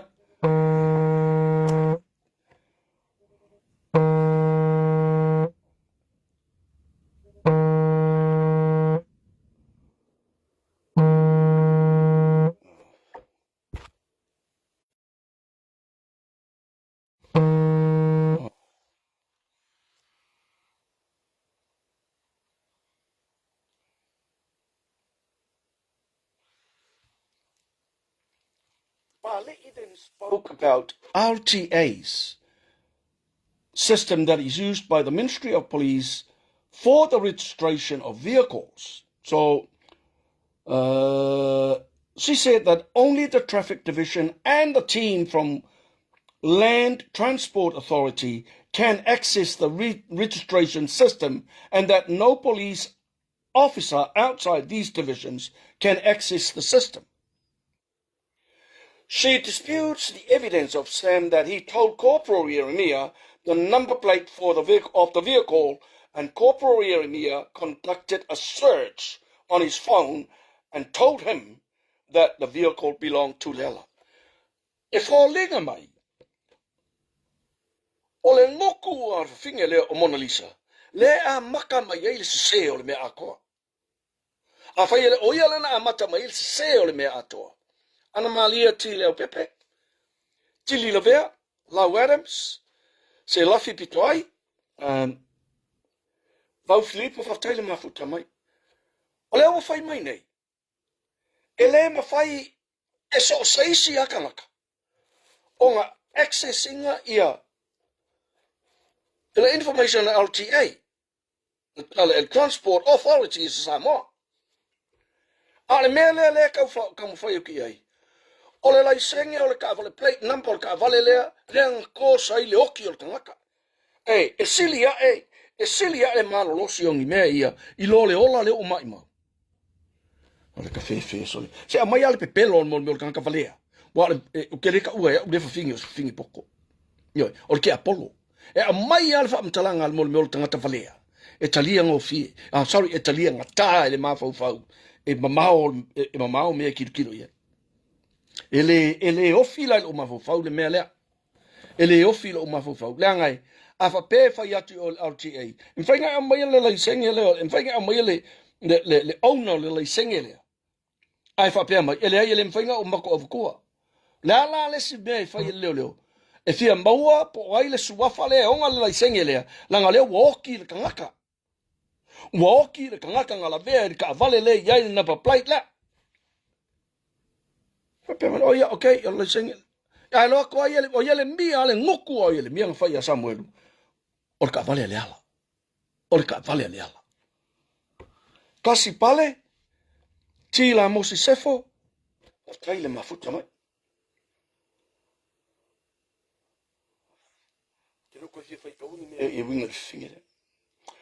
The on-cross examination. No, it's all about pali. No.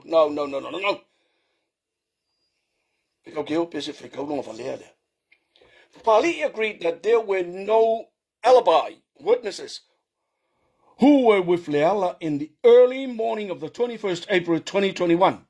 All of the witnesses that were interviewed by the 2021 investigation team were with Leala in the evening of the 20th of April 2021.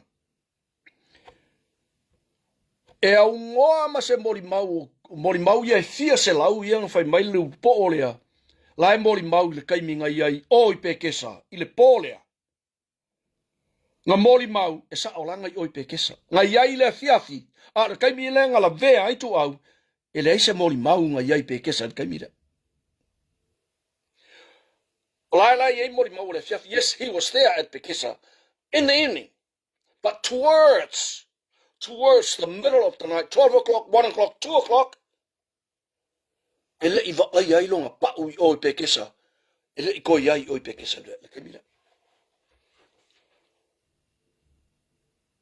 Papali'i also confirmed that the police officers at Faleata Outpost arrived at the scene after Tu'au's body was removed by the emergency service and taken to the hospital.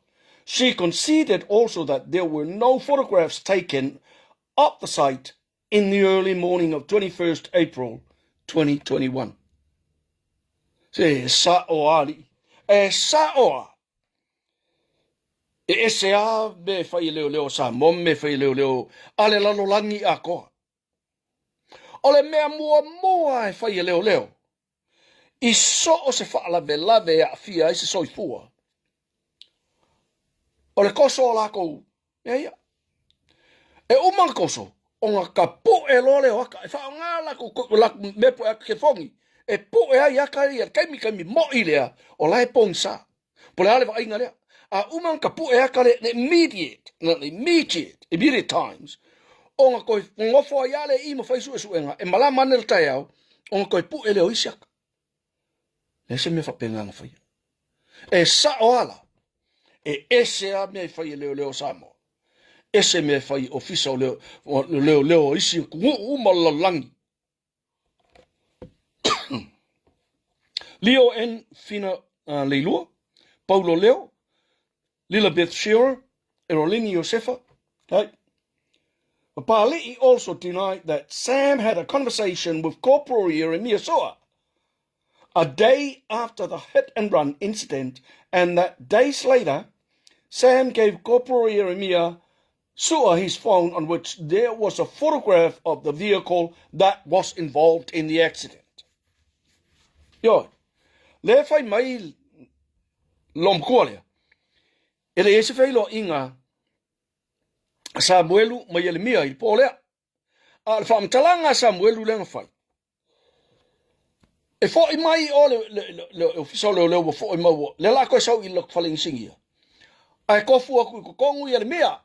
O Jeremiah lenga waku kongu I le aso ko nga I le walu Samuel o ilanga pule e fai langa fa ngoi wole o sanga kongu nga mafu fau o ngole wako le ko so ye o ia lenga mali worka me kikira fo I mai leo Samuel ko yalu o e fai langa fa ngoi longa pule ai mi bilo ko e kongu I mai Jeremiah o ngala ko le Jeremiah ko ia I Samuel lang kirfongi kilo ile akale I kirfongi male plate number I ole upu nga sau le ngoku o Jeremiah boy o ka vale le ala na mele na a leo ko fa fiking e o fa fiki ai a leo o mau le moli mau eye witness. Pali also disputed Sam's statement that Corporal Jeremiah, after entering the number on his phone, said the vehicle belonged to Leala. Pali said that Corporal Jeremiah could not access the RTA system from his phone. She conceded, however, that Jeremiah could have also failed to record his conversation with Sam. Comfortable. Fa'asese le fa'amatalanga Sam ele moni ona ole mafuanga ele mafai Jeremiah on access the website ole RTA deliberately fa'asese le fa'amatalanga Sam ai fa'apea mai malisi fa'amakalanga lea wa ngalo ile leo Jeremiah nga record ia la fa'afenga ngalo ole nga masangi le ele ingalo ole masangi le ole le ngi record te faya I leo uma samo ele fu kasi se kanaka. Sergeant Malo Osa has been working for the Ministry of Police for 15 years. He was the leader in charge of the Faleata outpost on the 20th April, on the 21st to the 21st April 2021.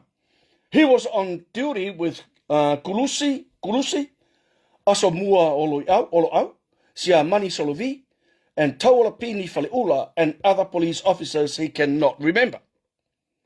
Between 1 a.m. to 2 a.m., he received the call. He went onto the site with Kilisimasi and other officers. The only people he saw at the scene were police officers. Fierce son, and another young person who was with Tuau earlier that morning.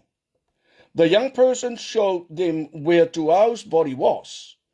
He gave instructions to some of the police officers to visit the hospital while he stayed with the other officers to seal the site. Nga seal the site. Lana me pole e fua I mai. A wale faile me I the site le ma investigate the site. After they sealed the site, they went with Fierce son and the young person who was with Tuau to Faleata outpost and took their statements. By the time they arrived at the Faleata outposts, members of the traffic division were there. He handed over the file to Ropeti Otto.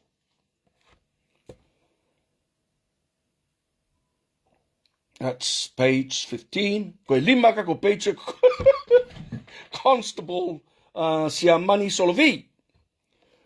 Constable Solovi has been working for 9 years at the Ministry of Police. He was working at the Faleata outpost on April 20th, 2021. They received a call at around 1 a.m. Asomua lo au Kirisimasi vai Savali, and Taualapini Faleula were the first officers to attend to the call and visit the site. They called Sergeant Osa while they were at the site. Constable Solovi went onto site with Sergeant Malo Osa, Kulusi, and Siamani. When they arrived, they saw people there.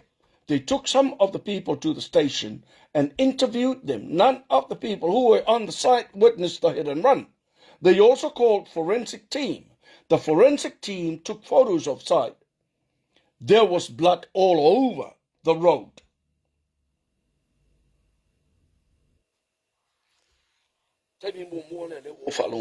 There was blood all over the road. Le morimaule le lilo solovi.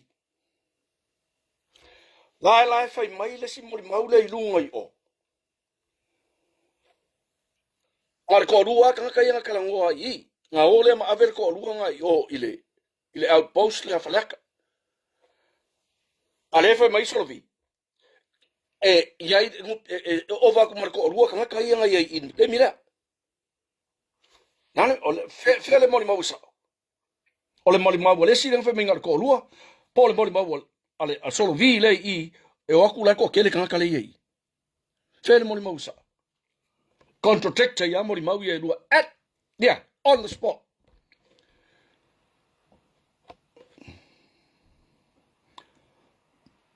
The police officers who were at the hospital called to informed them that 2 hours died. Oh man! They sealed the scene and afterwards conducted interview of people who were there at the scene. By the time they arrived back at the Falata outpost, the traffic division and team was there. After they had completed the interviews, they gave the report to traffic division. Lalko ingali poki. Written report or ngari ngukua. Ngayengi fa mau ngoli li poki de. Sergeant also arrived and gathered information and witnesses. He called forensic to take photos. They went with bystanders to the office and took their statements. He cannot remember their names. Oh, man. He cannot remember their names. He did not interview any person by the name of Sam.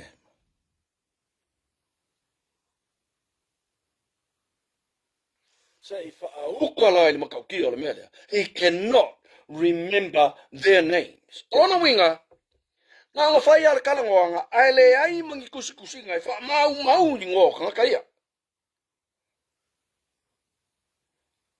Se vai la mata ti ole mea ole le kwa le loe le ngi fa kingo la ko kipi. Longa winga nga kalangoa yo ale ai mangi ole sil fia le o tangata ia le na I le scene. Ole mea lai kaun fai fa mau uma ilalo I ngo kanga kaya. Ai la su enga muri o tangata ia toyo ia I to fa wa wol su enga. Ale la o fai mai o le lo po ai ngo le man ko ngo kanga. Ai wa fo I ele kusi ai lalo. Ai la mo kion ai nata mana tua. Engalo o mai singo ai ngake manga kua ngake le interviewing se kanga kai ngo ya Sam.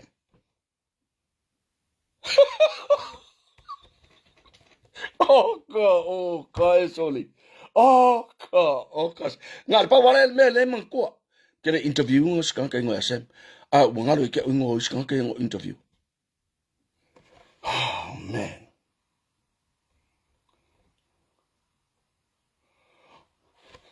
On another note, o lea sa iai leisi Sami I le taimi lean ave ai o leo.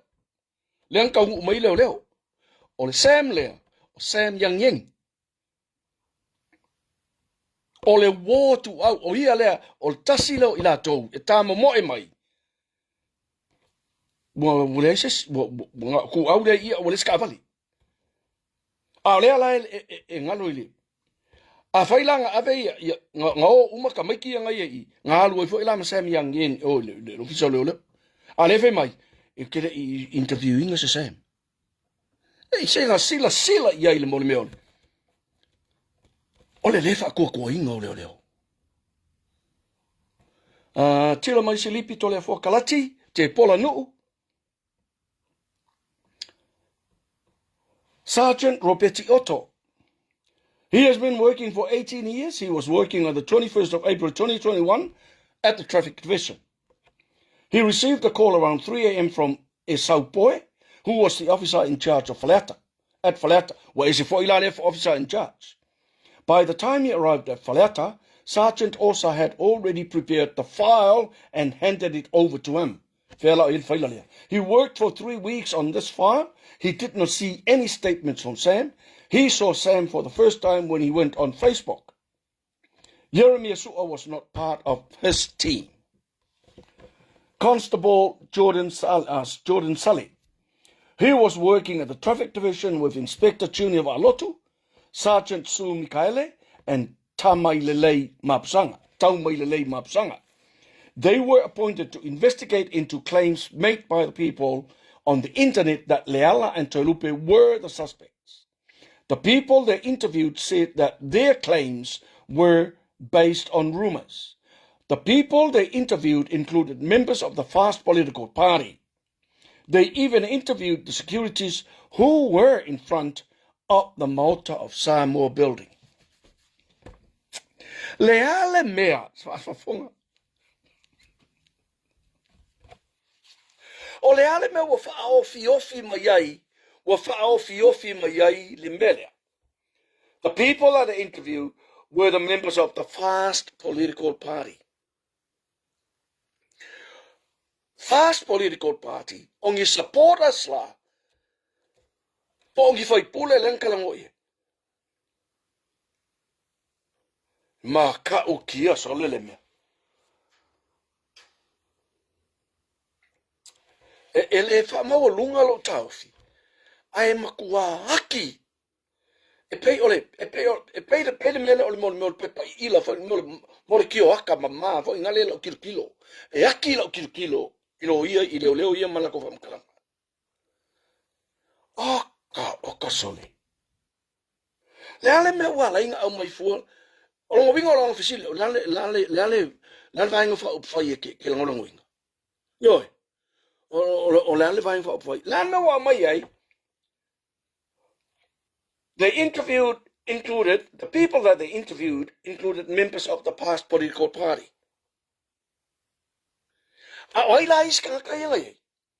Dal political party ye. Alalan me wale ka umai laisi la political party. Nisi political party. Makaukia le mele.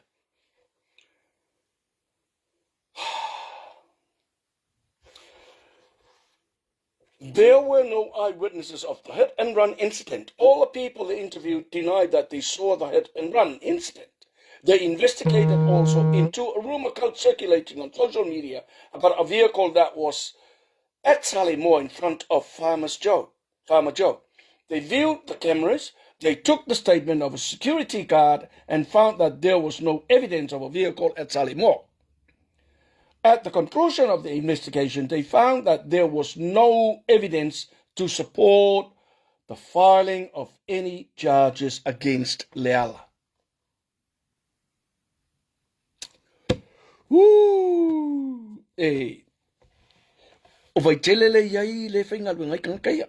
Ioi, o vai tele no fuai Leala. E whaingo fianga mai i whalo Leala, ngā wakoile ngai methamphetamine, yang koe ole la ko ofisa. Koe mai koe kalangoa i, koe ole ofisa, koe mai koe kalangoa i, koe ole ofisa. That's a very, very likely scenario. Le mea le ngā wala inga whaale, se whailai wha makalanga ngi. E aki le wa ai al mole. Le ki hoa whaingo fia i KCs, o na whaila lato wha i unga. Leiti oa, o na whaingo fia i KCs, o na whaile wha i unga, e le ai se isi o le to ono le defendants, e whai se wha amtalanga moni mau. Le ala wa kako kilo ngei le mta, upu lewa wha apupula mai le fionga le tamai tai whamasino. Le ale mea la ama i mau, e fuanga moli mau, whai se moli mau, wha mau mawina, ma tele on evidence, e wha sanga kau i mea ia ma kua pepelo ma whawhau.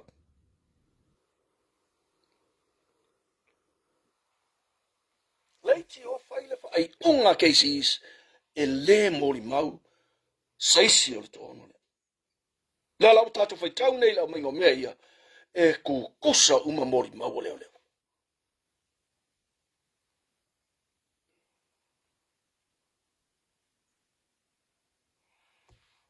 Right?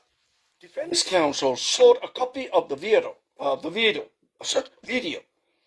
The witness was called on the 23rd June 2023. There was a camera. Sorry, they also conducted interviews of all the people who were with Tu'au the night he was killed and all the people who lived along the street, starting from the top, from the shop called Papa's Food Shack, up to the corner of the street where Tu'au was killed. Nobody witnessed the hit-and-run incident. They did not come across anyone by the name of Sam. There was a camera they found in front of the Vietnamese People's Place along the same street. The camera showed the footage of a minivan at 1:03 a.m. The video shows a dog following the vehicle. The dog went underneath the vehicle and was beneath the vehicle until the vehicle left again. Defense counsel sought a copy of the video. The witness was recalled on the 23rd June 2025. On cross-examination, constable said that Tu'au was killed at 1:03 a.m. based on the report of the officers from Faleata who first responded to the call. He changed his evidence when it was put to him that the police at Faleata outpost only received the call at 1:24 a.m. He said he estimated the time from the information he gathered from all the people who were at the scene, including Tu'au's friends. Some of them heard a loud noise, which was presumably when Tu'au was hit by the vehicle. The person who also reported the incident was the first person to see Tu'au after he was hit by the vehicle. The video was played. It was a 30-second video. It started from 1:58. The first 12 seconds showed dimmed lights at the far end of the screen. The background of the video for the first 12 seconds was all dark except for a light at the corner which became brightened by the 13th second of the video. At 13 seconds, the image becomes much clearer and shows a white van reversing and driving off. The light showed a dog standing in front of the van and then moving to the side as the vehicle drives off. Le van la le o mai. Le fai mai. Nga la vehicle au kasi 1:03 a.m. A lea mai le video lea o le 1:58 a.m. O lona winga. E o mai le video leo le van lea. Wa le vanga iai leo o kaungu aku leo yo ele I afa le kasi lea so lea il po lea. A le ko take le video leo le van le po lea. Ko e lua mi nguke se ka le lua. 1:58. A o ku au. Ngala vea I le 1:03. Pe afa pe o sa onga lea. Oh, man. Makau kia.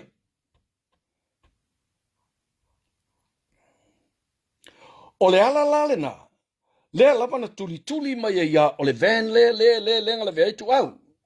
A le o manino nei. Ele ia I le van le I le kaiminga la vea tu au. E taunu atu le van le I. Wa le vanga ke le kaiminga la vea tu au. A le la au mai le van le fai ma alofanga. O le van le ngala vea ku au.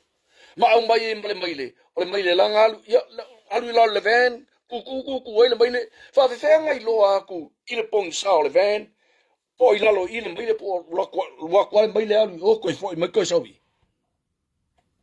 makau kia le si le tangata na o fa longo I lana mau Jordan Salale. Constable Jordan Salale was also cross-examined on Leala's statement that Constable Jordan said that he took. Miss Dalziel questioned him on the absence of Leala's statement from the police file. Hey. There were also no statements from any of Leala's family in the file. Constable was adamant that he prepared the statement at Bethesda Hall.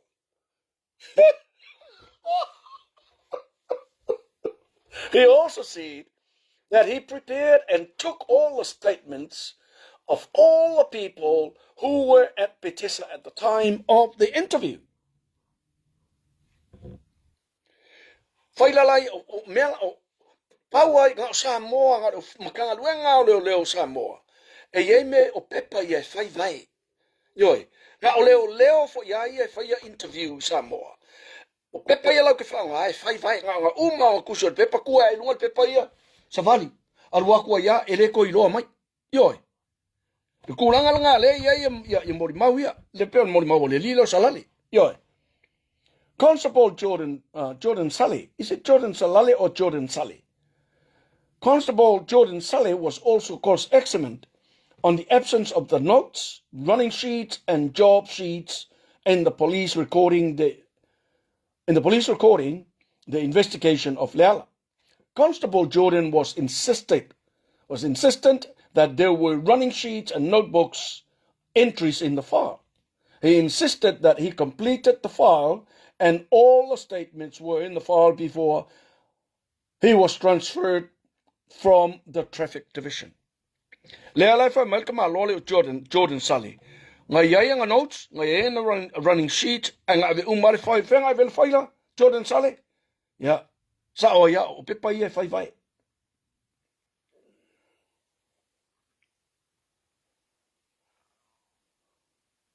Constable, ia tato, page muli da. Constable Jordan Sully, Sergeant Michaeli Sue. He has been working for the Ministry of Police for the 19 years. He was working for the Traffic Division and was part of the team that investigated into this matter. They were responsible for getting witnesses and locating vehicles of interest and finding the driver of the vehicle who killed Tuau. Sam was not in their investigation file. Essele consistent o le mea lea. Consistent i o le fact lea. O leo uma i e whaia interviews ia. E le ai masesi nga interviewing a Sam.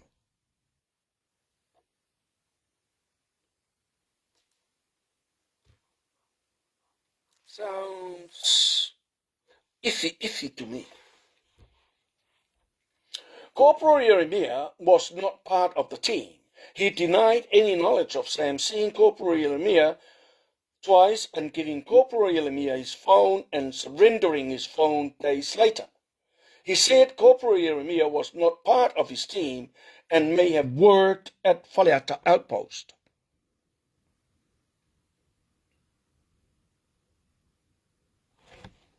O le tala noa le li ile po. Le whaila ko suenga le.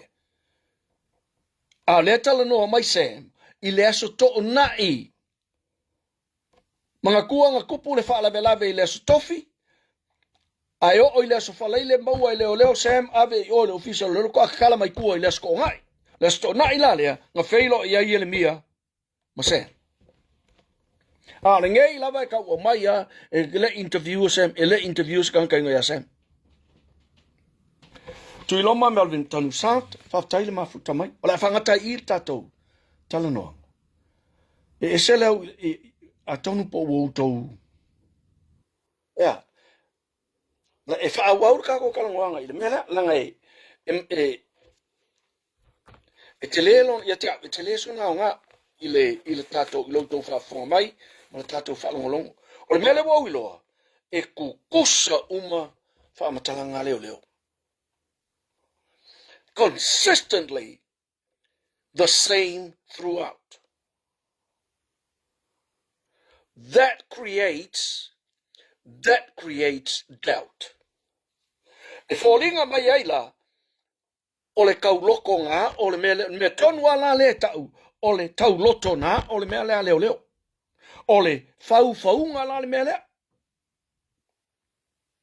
Yoi. Ole fau, ele peila o mori mau Sam le, ele ingi mea ngā oa. Yoi. Le, sau le, ele interview sa Sam. Sau le, le faila. Sau le, ma ko aku interview kanga yo. Sau le, ma ko aku yo fale le. Sau le, ele interview sa Sam. Ma kau kia. Ma mea ia le o tau fia nei. Le ale mea nā lai, le ale mafuanga, nā lai fuana tā ua le fast. Le ale mea nā lai na tā ua le political party le fast. I whamtalanga le si leo le. O le ale mea wa ese ai, le au whaingo tangatana ave le si leo, o le official leo i whaleaka e whai interviews, malesi leo nga lau whai mai ngā awakua kangaka i o e kokele. Ese foi le lato, e sau i o mai isi leo ngā ko rua kangaka lai ai. Le kaimia e kasi leo o mkaungu mai leo. O lesi leo, ia leo kaungu mai. O langa whamkalanga e kokele kangaka ngai ai. See the loopholes, see the holes I gaps I mo le whamkalanga ia. E mai la tu whamtalanga mo la to iloa. O leo o mkua maa popo le lei. A leo tātou iloa atu nei. E o ai le taimi leo la tu suenga ia le pōlea. E le tutusa wha matalanga leo ia na whaia wha iso suenga. E le kusa. Ai a whai fo ila ngai ainkanga ko le fasti. O le whai ngol suenga ngai wawai ka vale le ai kere los ka vale. La que diga como yo como un cupo fa blafi. Yo. O la paki ke yo. Is that part of the investigation? Is that question part of the investigation? La paki ke longoing. Fast. So this la paki ke longoing. La ta ua. Ole o mai nga interview nga ko ole fast party. Political party. Makau kia sole. E makau kia ole tele ia. Ila foi kau atu ole tele ia mea. E tilo iai. Ma fesiling ia. I le pōla vale. E koe maua ia I le pepelo leo ia. Fai mai lesi leo. O langa fai ia nga notes. Nga fai ia nga records. Nga iai fai ia nga running sheets. A whera le meu ave ia. Pea no fai atu. O pepala ia nga wha ngai records ia. Ma running sheets. Nga uma nga kusi e liliu aku kua la alu e whailisi mea e kua e inunga pepa ia sa vati. O tūlanga lena. Ioi. E maua ala I whaamatalanga leo ia na whaia le suenga. Le inconsistent. Inconsistent. Mangasi mea. Se pengi ngā luenga se au leipa, pengi ngā luenga se au eri auku, yoi. Pengi ngā luenga fo ngā se au salu, yoi, kiringi foloa. E le pe e wha tauanga vale I nai tangata e whai ngā luenga ia. Ai o nai tangata I ele ingi lako ngā luenga I kuskusia. Le ingi mele kuskusia. E whai mai a waku la whai mele whamkalanga I pengare e se lato whamkalanga. E ui. O le asa I le kemi lea. Ko kosa la lei male mele I leo ia. Fale sea manava. Aleluia. Kai le mafuta mai. Tau. Lea la waka ko iloange. Mori mau fai mai iai la ko running sheets nga ia la ko records. Ai kei si kong o fam singonga le almen kopu. Esse ale o leo Samoa. Esse ale o leo New Zealand, esse leo New Samoa. O nga whaali li, le man kua foi le nga oso koe leo po lea lau si lo ia o le white trash. Papa e lo ia whaalonga kua le ilopo where me la alo iai, fuli loa lau le lo ia o le white trash. I loa mai ngā whawhalewhalea. I loa mai ngā le makuale ai o se mea I le whai ai. Ke whai mea lan skorsipi whaalua afe mai, se fulu afe mai. O whia mea ngā uri e mga skorsipi. Ngā mune anga mai ale mea. Ioi. Le kūranga le ngai. Ala tato whaawau tai au. Le la, wa umakako pages e luas fulu. Le la tato wo luas futas.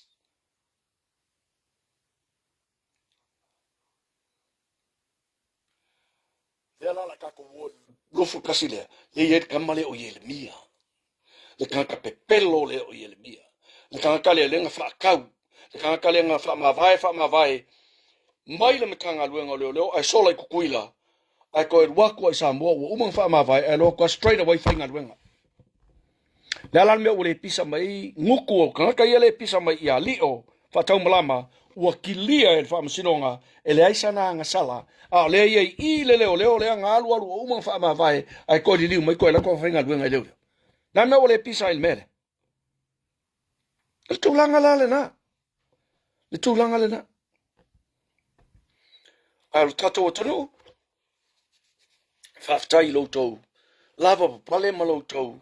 Ono sa mai la tato whatal noanga. Ewa, o tato tilo. Mai lava I le whaamasinonga. Lea wa whai la o whai unga I le mele wa umang o whai kauinga. Wa umang o whai tauina. Ele consistent mori maua leo. Ia ke aula. E kasi alane mea ia ngai, ei lau whai unga. O mau mai le tunu, o lau le na, but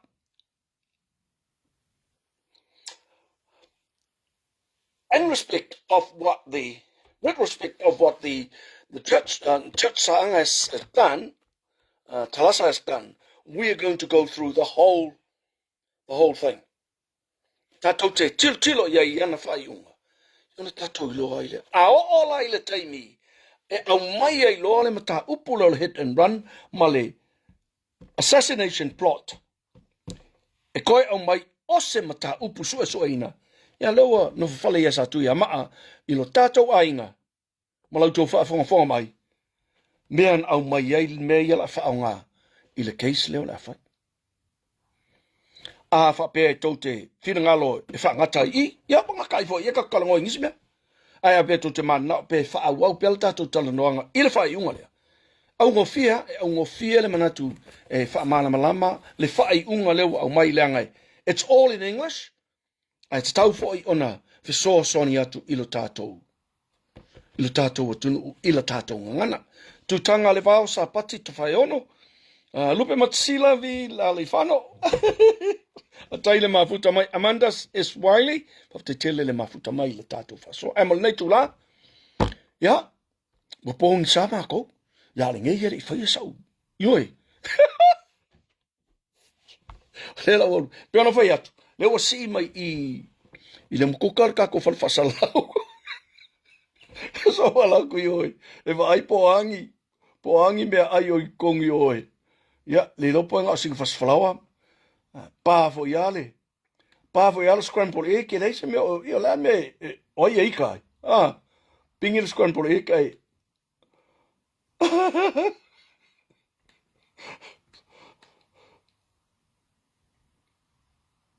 Come on. Oi. Ia mo nei tu la sa mo. Ia le ava male whaaloalo e te tau ai. Ia e watu ai ale. Mai malui poe ngā whaifo ua. Wa boring le nei ne fiafi. Ia ona o le manatu lava ia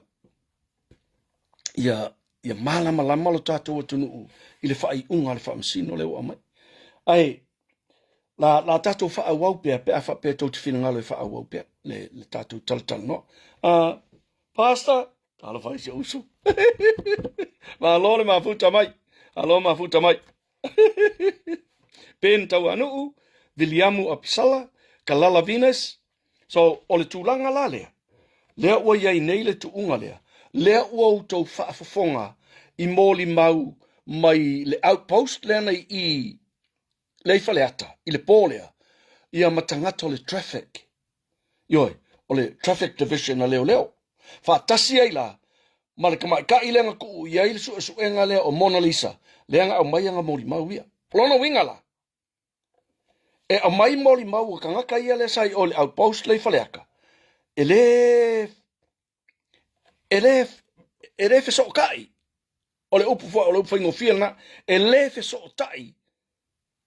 Whangifo o whamtalanga nei ese.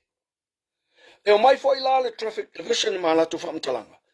E kau mā ke make mai ala ko whamkalanga. O ngā ke ia lea, wa au mai ei ma le van le wa a koe, e owa ma le awha i kula, koe kiki ai kula a koa. Kalunga ave ese tu au mai, i le melanga le vea i wa ave whan mai. Ai whako aluaku le van lea, ale wa mai le van le whai ma Karavale, ele traffic division. O maua mai le tūlanga lea. Ole, e mo ina i le van, pai. Ai tau nu atu le van, ile mele i vai tele. O le vanga ave le tino o le i tu au, ile whal mai. O tani le imaliu. Ka ungo ako mo le van lea. Ale lau wha o ngā le camera le o, e wha mama whai le su enga i le van lea. Ai, this van has nothing to do with the hit and run. So, o moli mau uma leo nei, e le fe so tai, e whinau le si moli mau, i le si moli mau, e mau ai i, e pepelo mai le si leo lea, ai sau le si moli mau ai langa pepelo. Le mea na leo mau. Peila ona ufa ia tu leiti oa, whaile whai unga a cases e ma i mau le kaimi.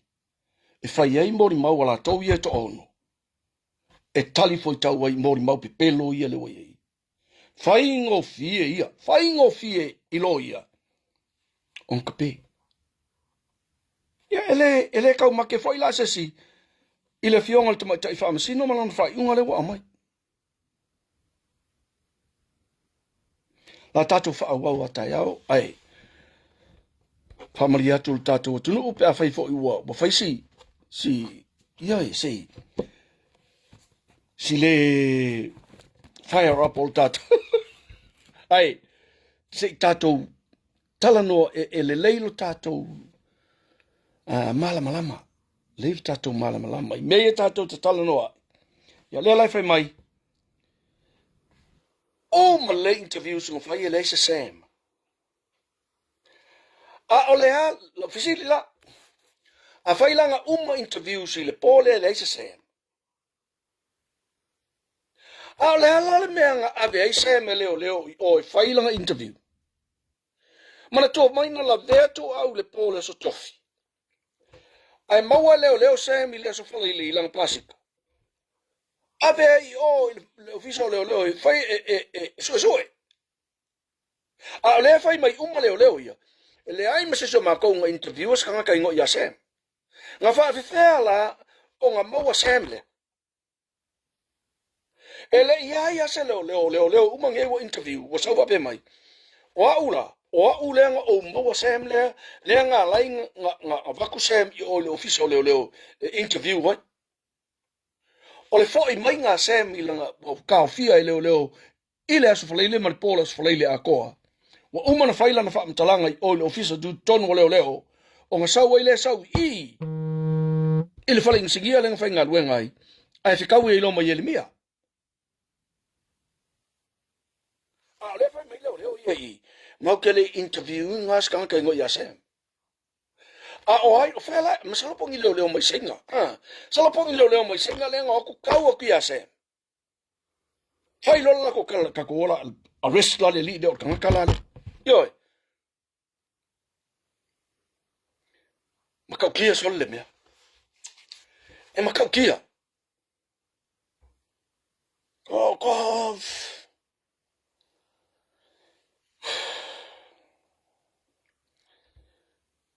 Anyway. Leo a mali unga wha msinonga. I leise mea tātou te papole hai. Hafta ile lofa le tua. Wa ia musu ia. Le nganga o tumatai wha msino. Wa mailana wha msinonga ia mea tonu lea o tātou whaita wai. I le ambi o tonu o le au mainga o le whamasino. E le aise mea e kasi o pa u I wha mau maunga ale te matai whamasino. O le mtua maa ea o le tape nanga o le ngā ruenga le te matai whamasino I lana whai unga. Le iki oala au mai whai unga, nobody is guilty. A leo koe alaranga mai, le la mako o e whaina mako a pili. Yo, o e whaina ko a pili. Le la ora ko ke ku ke lo ia.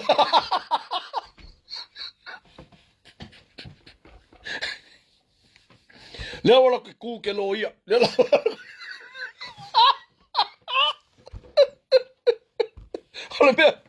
ole me mua e whai lo ia. Ora kau ai whafol.